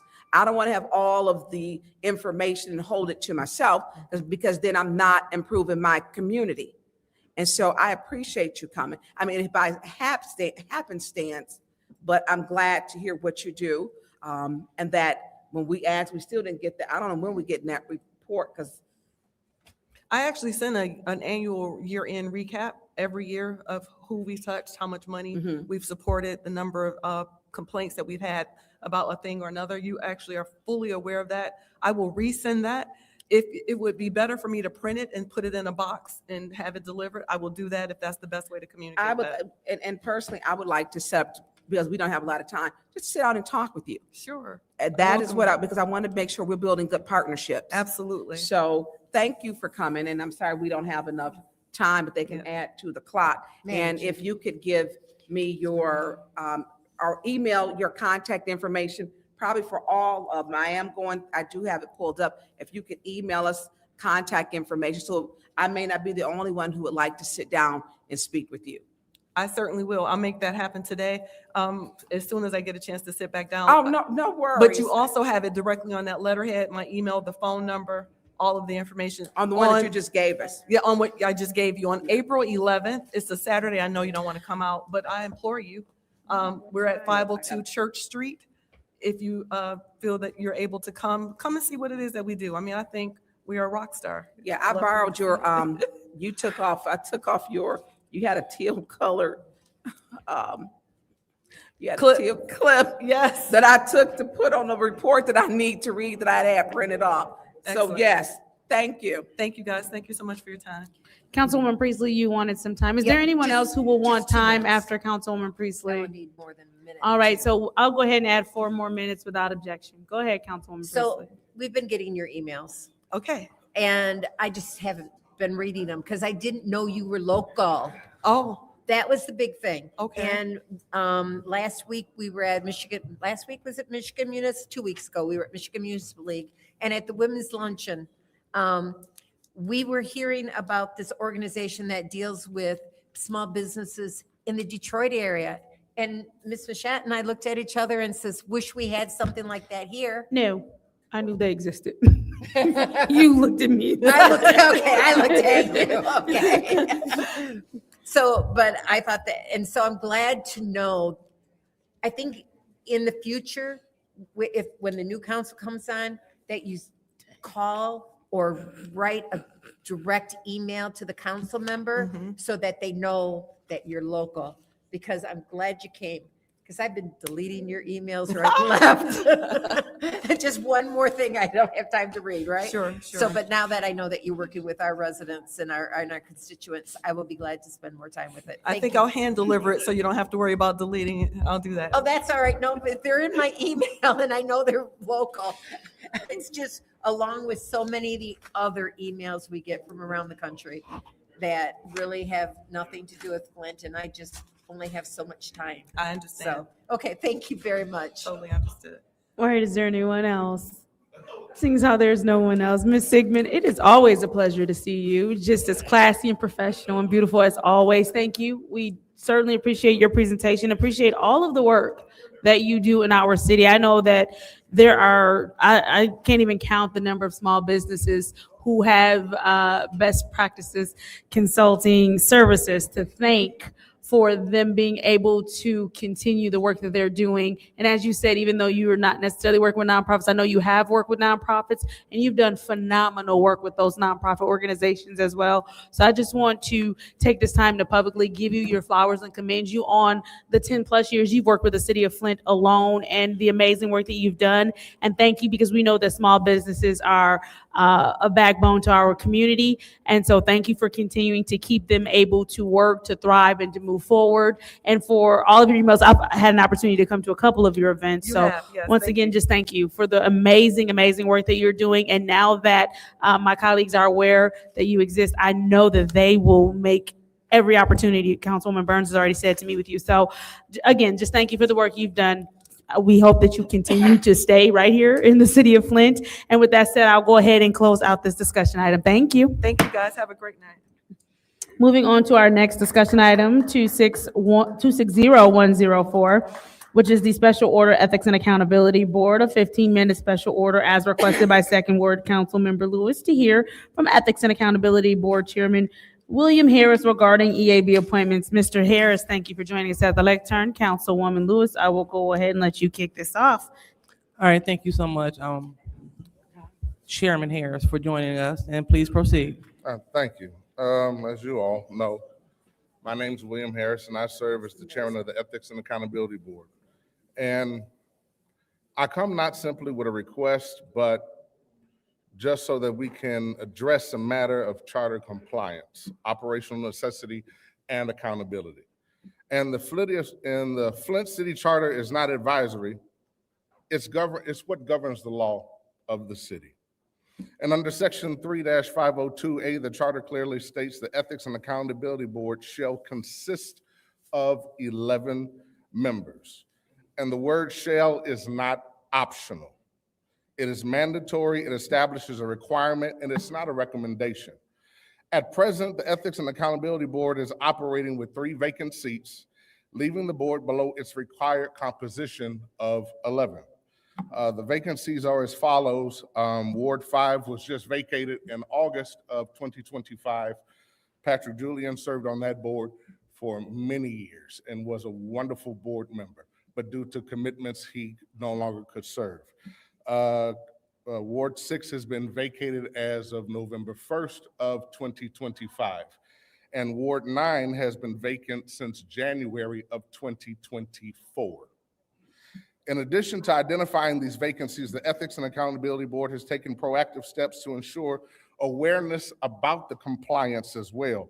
We have issued no fewer than 6 separate occasions notifying the appropriate appointing authorities of these vacancies and the need to fill them. These communications were sent in good faith to support timely action and maintain alignment with the charter.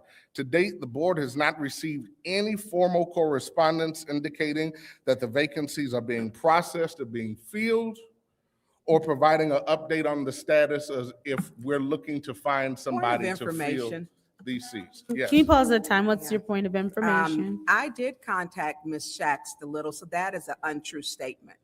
I did contact her, and I did let her know. My vacancy was just in November, then we went through the holidays. I just spoke with her not too long ago. So you're telling me that you did not receive correspondence from her? Yes, ma'am, that is correct. Okay, well, I did. I sent it to her. All right, we'll continue. So after speaking with her today, she didn't say anybody had corresponded in these 3 vacancies. So section 3-502 of the charter further states, in the event of a vacancy, the appointing authority shall appoint a replacement. Again, the charter uses the word shall. This means vacancies are not to remain open indefinitely. There is a clear duty to act, and to act in a timely manner. The extended duration of these vacancies raises serious concerns regarding the timeliness of compliance, fulfillment of charter mandated duties, and the overall effectiveness of the board. And these prolonged vacancies constitute a failure to meet the charter's required standard of action. And this is not just a structural issue, it's just having real measurable consequences. And due to these vacancies, the board has struggled to consistently achieve a quorum. And without a quorum, the board is legally unable to act and perform its duties. And as a result, we have not been able to move forward in hiring of an ombudsman for the city of Flint. The position is critical for independent oversight, citizen complaint resolution, and transparency in governmental operations. Without it, a key layer of accountability is missing. We've also been unable to finalize and adopt updated bylaws for our board, which are essential for governance structure, procedural clarity, and consistent operations. Additionally, we have been unable to establish functioning committees which are necessary to conduct investigations, provide oversight, and also distribute the workload across the board. And these are not just minor delays. Not having an ombudsman is serious. These are core functions of the Ethics and Accountability Board that are currently stalled out. And when seats remain vacant, accountability does not just pause, it becomes diminished. And under Section 3-505, the charter provides that any intentional, willfully neglect, or gross negligent violation of the charter may result in public admonishment, recommendations for removal, or administrative sanctions. Here he go with this crap. This includes the authority to assess sanctions based on the impact of the violation. I raise this not as an accusation. I'm not making an accusation, but I'm just using it as a reminder of the seriousness of charter compliance.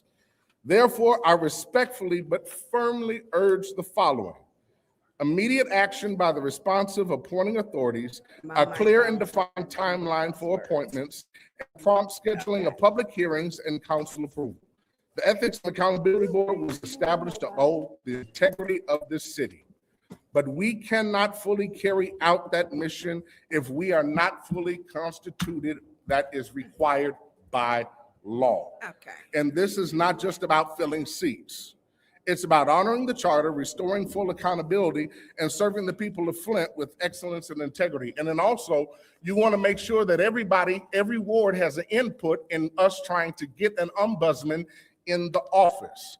And so when your ward is left vacant without somebody to have a voice, you don't have a representation to actually speak on who the next ombudsman for the city of Flint should be.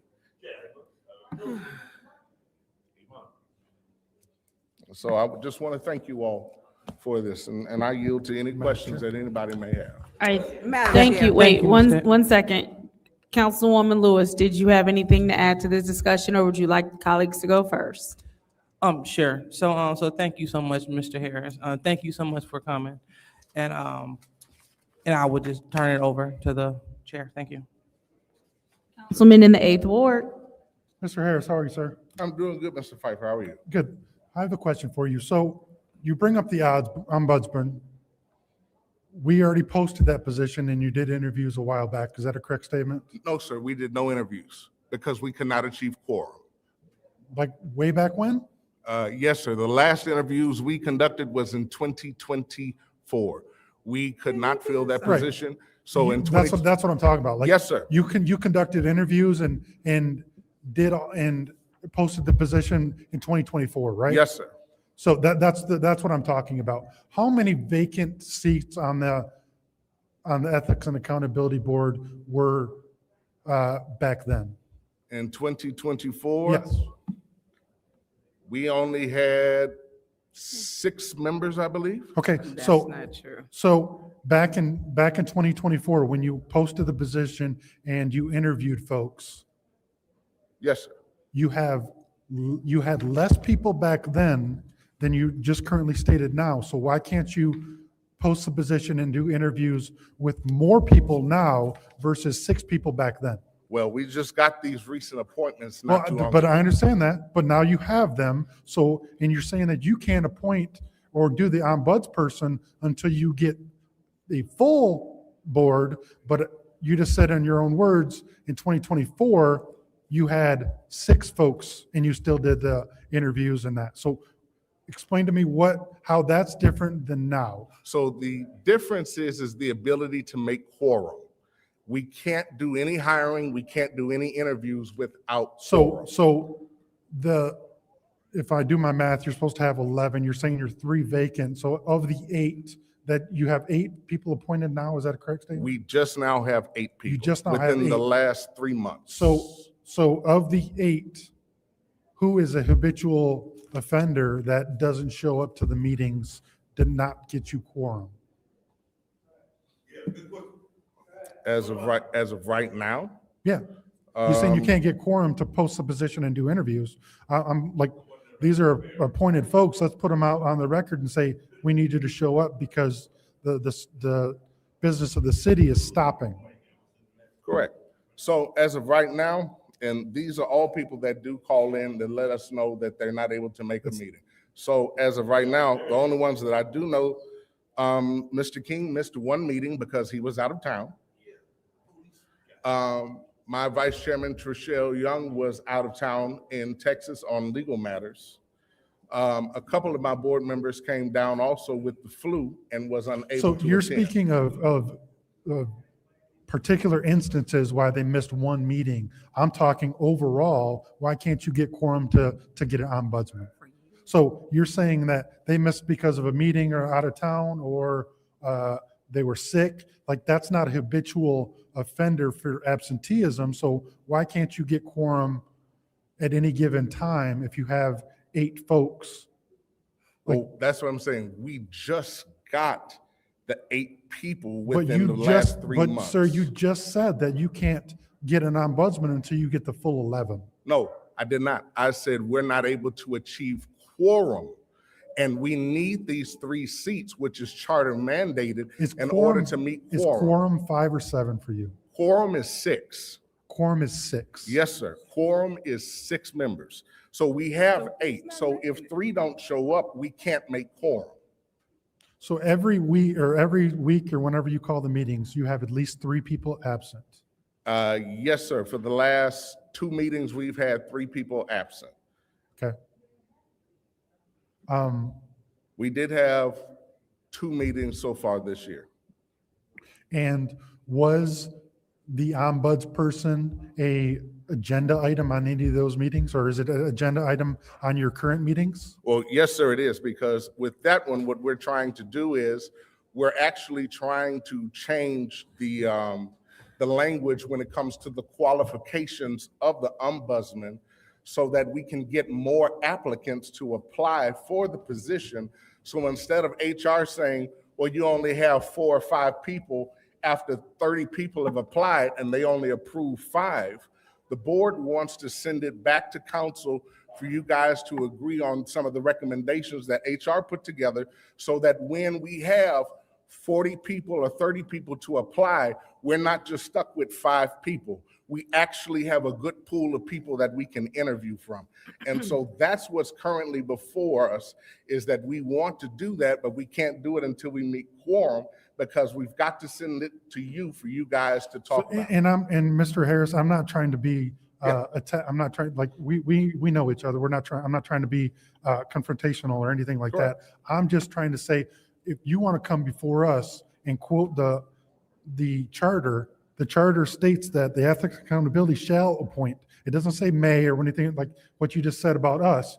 It shall appoint the ombudsperson. So I'm trying to figure out, if you haven't had quorum in the past 3 years, why is it the first time that you're before us is today, when you have more people than you've had in the last couple of years? Well, actually, I did send out an email, and 2 habitual people that were causing us not to make quorum last year were actually, 2 of them actually resigned. But I had to send out an email, and I had been sending several requests then to get the board feel, because I don't know, I can't explain the reason why the other 2 weren't showing up, but they weren't showing up. And so numerous times we had put it out there. Even Mr. King before me, when he was chairman, he put it out there. So real quick, I'm gonna wrap up, and while I have more time for my colleagues.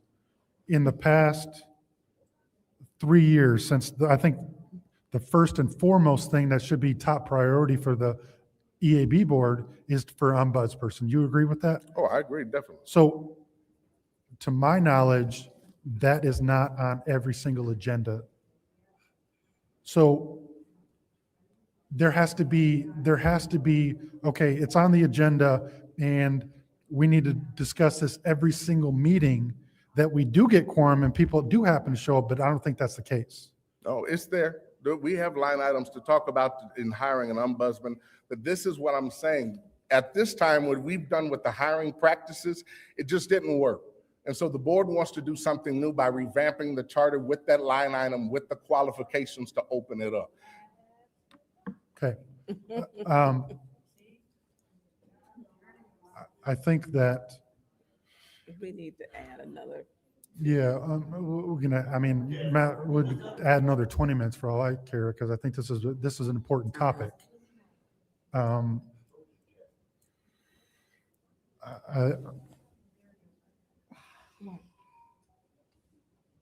To me, Mr. Harris, I think that it's no offense, is you're coming back at us with excuses of why you can't hire somebody, but to me, that is, we need to make sure that HR is disavow, or not canceling people out, that saying that they're not qualified. Are you making that judgment? Who's making that judgment? Because EAB board shall, it doesn't say HR. HR isn't anywhere in the section of the charter for the. Well, we have to go through HR, and HR is the one that vets them all and making sure that everybody that applies meets the qualifications that are on the charter for the ombudsman. That's why we use HR. The qualifications for the ombudsperson. Oh, yes, sir. It's charter mandated. Yes, ma'am. I'm sorry. There is a ordinance that indicates. It's an ordinance, it's not the charter. It's not the charter. Those are two It's not the different charter, things. sir. It's an ordinance. That's why I'm like, that ordinance, and Madam Chair, if you don't mind, add another 15 minutes. Order without objection. That's an ordinance, and I don't think that that ordinance says that EAB board has to go through HR. No, it does not. It doesn't. It lists out that. It doesn't say that the HR has to be the front person and seek these people. It doesn't. I'm telling you. Request for information. Madam Chair. What's your request? Through you two, did you know, Councilman Pfeiffer, with the first ENAB board, it was vetted through City Attorney Angela Wheeler, that you did not. There was no HR, and the Ethics and Accountability Board actually vetted every single application themselves. Yeah. And that's my point, Mr. Harris, is. So, I'm sorry, point of information. Do you know if they check MERS for it? Yes. And so that's why it goes through HR, is because HR checks MERS, correct? Yes, correct. And then also because of sensitive information, it has to be processed through HR, because a lot of people apply social. So they provide their resume, and it's up to the EAB board to disqualify them. It's not HR. Exactly. So I just want to I understand it's convenience. I'm just trying to tell you, your power as EAB board doesn't have to circle around HR. Well, actually, we did that, and it got us in trouble by doing that. From who? It got us in trouble with, we had somebody to actually sue the board. The board definitely was sued in a major lawsuit. And we just got out of that litigation, I want to say about 4 or 5 months ago, because the board did take that action. And so it was the judge that told us we didn't have the Request for ability to do information. that. Is he speaking to Doug Matthews in the lawsuit that he did not win? Yes, ma'am.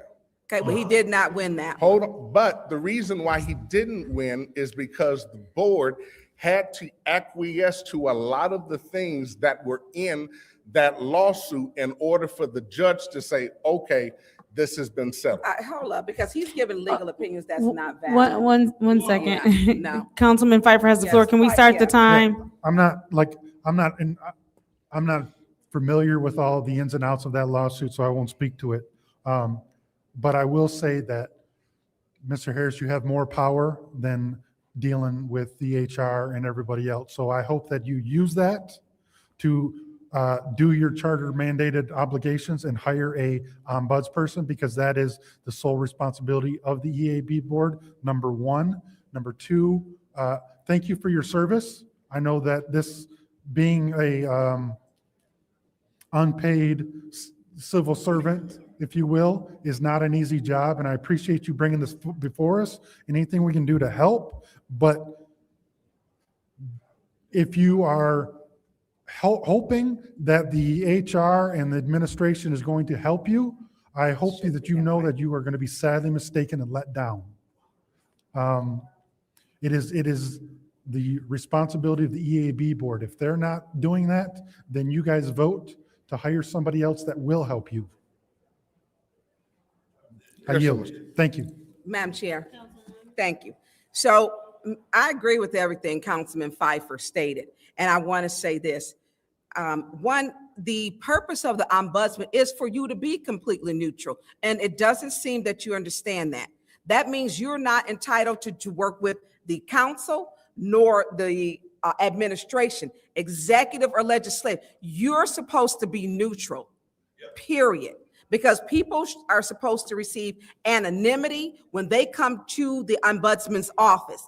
Now, as far as the vacant office, if you didn't want my person in there, you put her up to put her out, she turned in. So now you're saying you want people, but then you want people, you're voting to put them out and sending us up letter. But your person never showed up for 8 months. Listen, I'm telling you, this is not the day, because you came on my page being disrespectful, and you're on the ethics and you're on the ethics and accountability board with unethical conversation and non-truths. So I'm gonna speak mine. You got more than your 15 minutes. So I want to say this. She was removed. I spoke to Ms. Shaxter Little with the email. You take that up with her, because I've already told her. I told her I'm getting someone. So why didn't you communicate that with me as the chairman? Why are you talking? Because I am the chairman of ethics and accountability. But you're not the chairman here. I'm saying to her, she answers the phones. She's there day in, day out, period. So why was I not contacted as the chairman as well? This is not a back and forth right now. This is not. And so I want to say this. So when I spoke with her, when you did send the email, I did state that I did let her know that I do have some people and I'm vetting, but you put the person off. Now, before then, you had somebody on the board for me, and you failed to vote to get someone in there. So you were derelict as a board. So you had an ombudsman, last ombudsman, what was it, 2021? No, 22. 22 is when she resigned. And then you had someone who applied, and we know that people didn't like her. And so you never swore in, oh, she didn't have the time, she's not qualified. That first board did not go through HR, period. You don't understand your power. You're taking directions from the administration. HR should be handing them completely over to you. And when you don't know, it's not a back and forth. It's not a, why are you talking? I do understand Mr. Harris, power. I'm going to ask you to allow Councilwoman Burns to get her points out, and I will make time for you to give a rebuttal. Okay. Thank you. Because you came up here very accusatory, and I took it personal.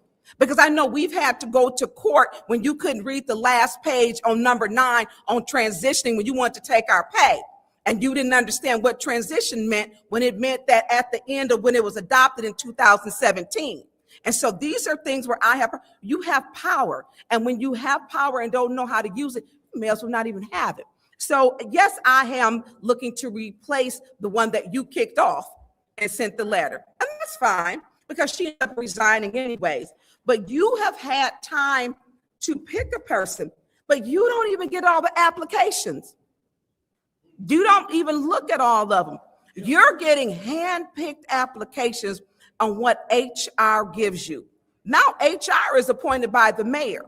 So Eddie Smith is appointed by the mayor. So why is HR hand-picking what you get, which means the executive branch is going to get the upper hand when people are supposed to have an ombudsman that is, they come to that office, it's supposed to be complete and total anonymity. And you can't get that because the HR director has did what? Went through every single one. Don't like this one. Nope, not this one. And you don't even see them. And so that becomes a problem in the process on how we are electing. And then you don't. Fourth Ward didn't have somebody for 4 years. I didn't hear you rushing up here every week. And she said, I refuse to get someone because she didn't believe in the board. She just got someone probably 6 months ago. And so now it's convenient. But I'm not going to allow you to come up here and say like, oh, they're derelict in their duty. You kicked my person off. And so I have to replace that person. And I'm in it's not a back and forth. It's not. For information. Mr. Pfeiffer? How did they kick him off? Because they don't have the power to remove somebody from the board. Thank you. They sent a notice up that they wanted her to move, and they took a vote. Did you take a vote? Now I'm asking you a question. No. Yes, you did. You voted to put Carol McIntosh and Billy off. Yes, you did. Not for this one, ma'am. That's not Now, true. it doesn't matter. We're talking about the courts because you haven't had an ombudsman, which you just acknowledged, Doc- since 2022. Point of order. Please pause the time. What is your point of order, Councilwoman in the second ward? This is definitely an argument of back and forth. It seems a little hostile. No different than when you were speaking to Mr. Moore disrespectfully last week. So what I will do is we'll split this baby. Councilwoman Burns, I need you to land the plane for me. Go ahead and get your I'ma final land my thoughts plane, out but so this- that he can go Yeah, ahead but and this give is a his big thing rebuttal. because Go he ahead. said derelicting the duty, we're violating the charter. He don't even know what his powers are. So if you have not picked someone since 2022, you have had even Ms. Shaxter Little, who holds a master's degree. She only lacked the municipality portion with the years served. And is she on there now? Because she gotta have it now because it's been vacant for 2023, 2024, 2025, and we're in 2026. And I think she was just shy by a few months. So some of this burden, you bear it also. You came here very accusatory, and it's unfair that you have done that. And so when we talk about this, mine is in, and also is Mr. King did he put back in? Because I believe Mr. King stated he wasn't going to serve anymore. Then he pulled it back and put back in. Is he on a term now, or is he just staying until you get a full board? Mr. King is on the board and has never resigned. What? Okay, now that's not true. Request for information. Because Mr. King Please said pause the quit. time. What is your request, Councilwoman in the second ward? Councilman Burns, I called Mr. King personally, had a conversation. He said that he never resigned. Well, in that conference room that I sat with Mr. King and an attorney, he said he was on there and he was going to be exiting. When does his term end? I have no idea about that conversation. That's between you and Mr. Okay, do King. you have when I his can't term talk to ends? that. We can provide that information to you, Ms. Little. Actually, the clerk has all that information. The city clerk Okay, does. so here's my point. My person, I have to get a new person. So we're saying since November, so December. So this has not been an at-length time as you're portraying. 2022, you haven't had an ombudsman. And so 3 months compared from you not picking one in 2022 and then allowing every application to be filtered with the administration through HR. The ombudsman is your job to pick it. That's what it tells you. Your board, the ethics board picks the ombudsman. That's the process. And I don't know if you don't get that part. I don't know. But you come in here with this, and along with the fifth ward, with Mr. Julian, who was served, he stayed long as possible. But you have to be fair, but you came here very accusatory.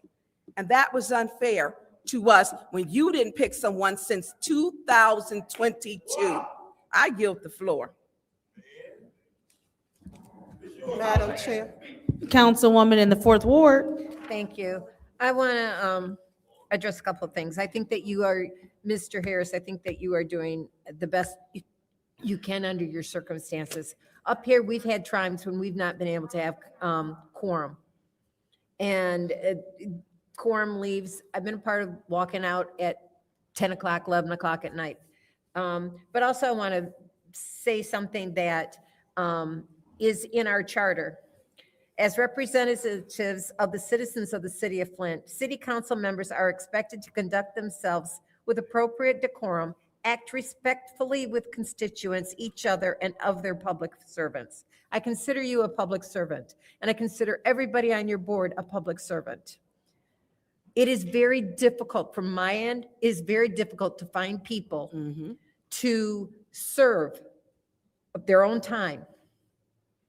And then sometimes those people come in front of you after you've been looking for someone and are disrespected while they are standing before us.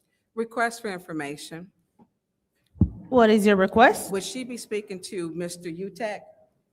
Because he said those two middle fingers was for you, Judy. Mr. Harris, I'm not going to worry about the issue with the HR going through and determining who fits the requirements for the position. They did it for us when we were hiring the city clerk. And we accepted that. We got a little chart, said this is what they missed. And we had the opportunity to look at those resumes. But we looked at their job. Their main purpose is to see people who meet the prerequisites of the position. So you and I have talked about the ombudsman position on the phone. Yes, ma'am. And as well as the other vacant positions that you'd like to have. And I think that having people who are willing to serve and to show up for work is the hardest thing to find. I've even asked people who, if I said their name, would be shocked that I asked. But it's very difficult to find people to serve. And you guys have a very important job. You are mandated by the charter. You are responsible to be that go-between, that ombudsman and the board itself are responsible for being the go-between between the administration and the residents if there's a complaint. Mm-hmm. We've not received any reports. We talked about this in budget hearings. Think about that. Budget hearings are coming up. But I'm not going to berate you for not having an ombudsman hired. You have been having troubles for several years of getting a quorum. I've tuned in for a few minutes every so often and no quorum. So I think that you are doing well. And if anybody in any of the wards, was it 5, 6, and 9? Yes, ma'am. 5, 6, So and if 9 is anybody right now. in those wards are willing to serve on that committee, please reach out to your council person to have that discussion with them so that they could have that name as a possibility to serve on your board. Thank you. Woman Winfrey Carter. Thank you, Madam Chair.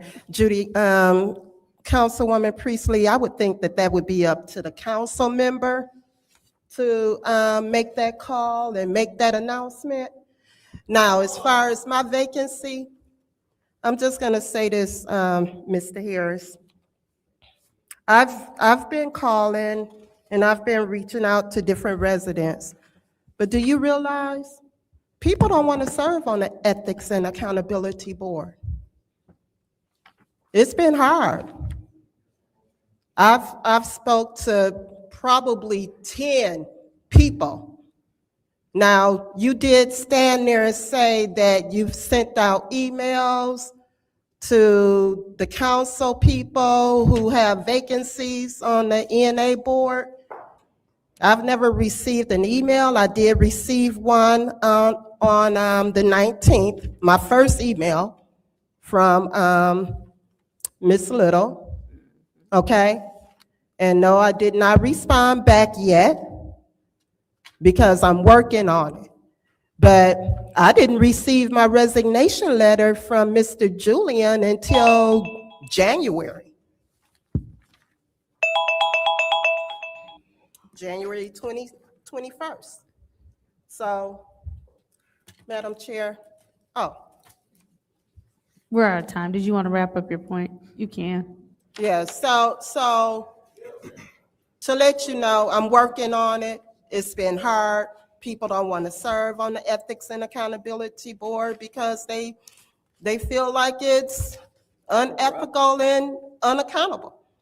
So that's it. I'm working on it. All right, thank you. And with that, that is the end of this discussion item. We'll go ahead and close that out. Move on to our final discussion item of the night. Oh, yeah. Can we give him 2 minutes? Let's go with your rebuttal. Go ahead. Thank you. So I do want to say this. Councilwoman Carter, Patrick Julian did not miss a single meeting. Patrick showed up when we didn't have quorum.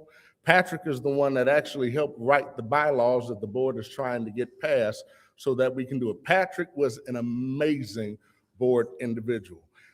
Councilwoman Burns, your person, you came before our board and your person wasn't even there, and you did bring a complaint before the board. And I'll just be honest with you, she didn't show up for several meetings that were called. And it wasn't just her, it was also the mayor's appointee as well that didn't show up for about 8 to 9 months. And so when we were trying to actually get an ombudsman, your former person said, I'm not getting involved in it. I'm not doing any more interviews. I won't be showing up to any more meetings. So, and at the time we only had 6. I mean, we couldn't do any more than what we were able to do. And I can't talk about my previous predecessors, what they didn't do and what they could not do. I'm here just simply stating that we need a board of 11 so that we can meet quorum, so that we can do what needs to be done. And I do understand that it is difficult. I understand everybody doesn't want to serve basically really for free. So I do get that. However, I will say this, and I agree the board has not hired an ombudsman, but I will also just reiterate, this does not release the charter mandate just to fill those seats. That's all I really came up here, was to have a dialogue, because there's been no communication with the chairman as far as what's been going on. So that's the only reason why I'm here. All right, perfect. 5, 6, 9. They will see what they can do about getting you to that 11 membership that you need. Thank you for your time. We are wrapping up this discussion item. Moving on to discussion item 260106, a special order update Flint Housing Commission audit. We will go ahead and start with this conversation. Councilwoman Burns. Thank you.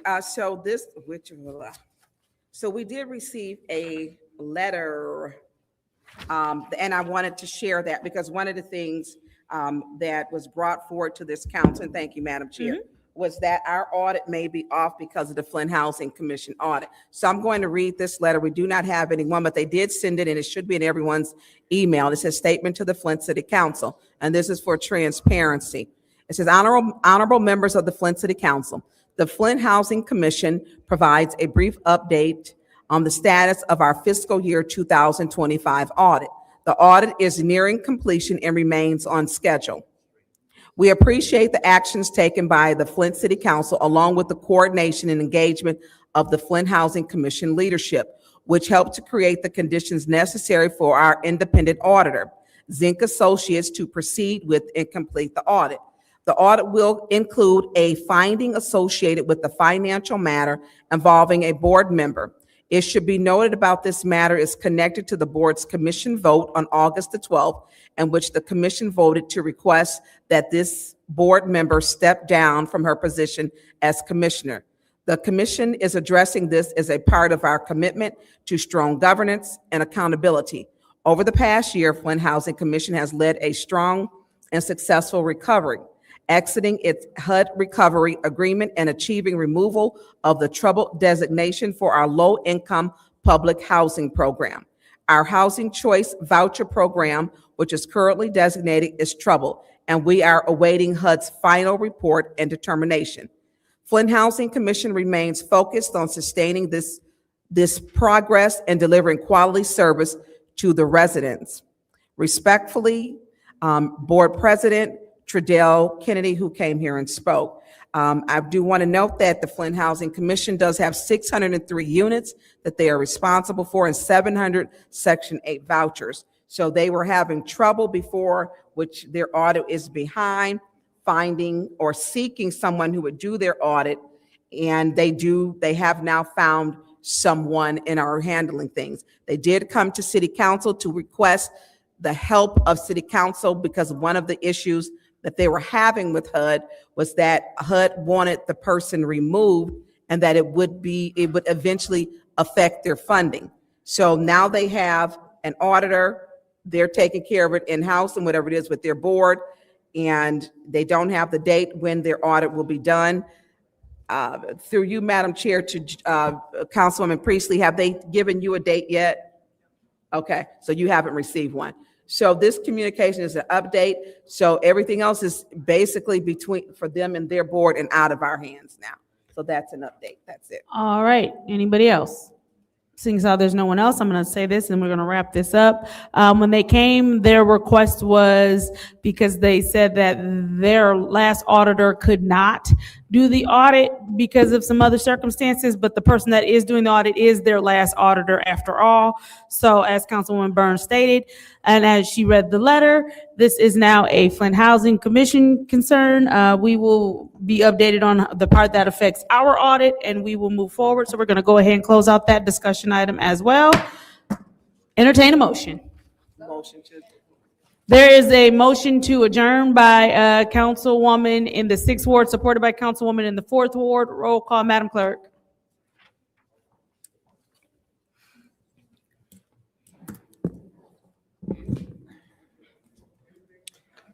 Dr. Lewis is not in. Ms. Johnson? Yes. Ms. Priestley? Yes. Ms. Winfrey Carter? Yes. Ms. Burns? Yes. Ms. Mashat? Yes.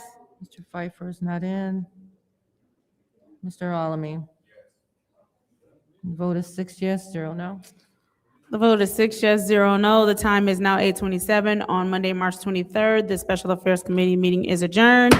We do have about 5 minutes, so if you wish to fill out a speaker slip, go ahead.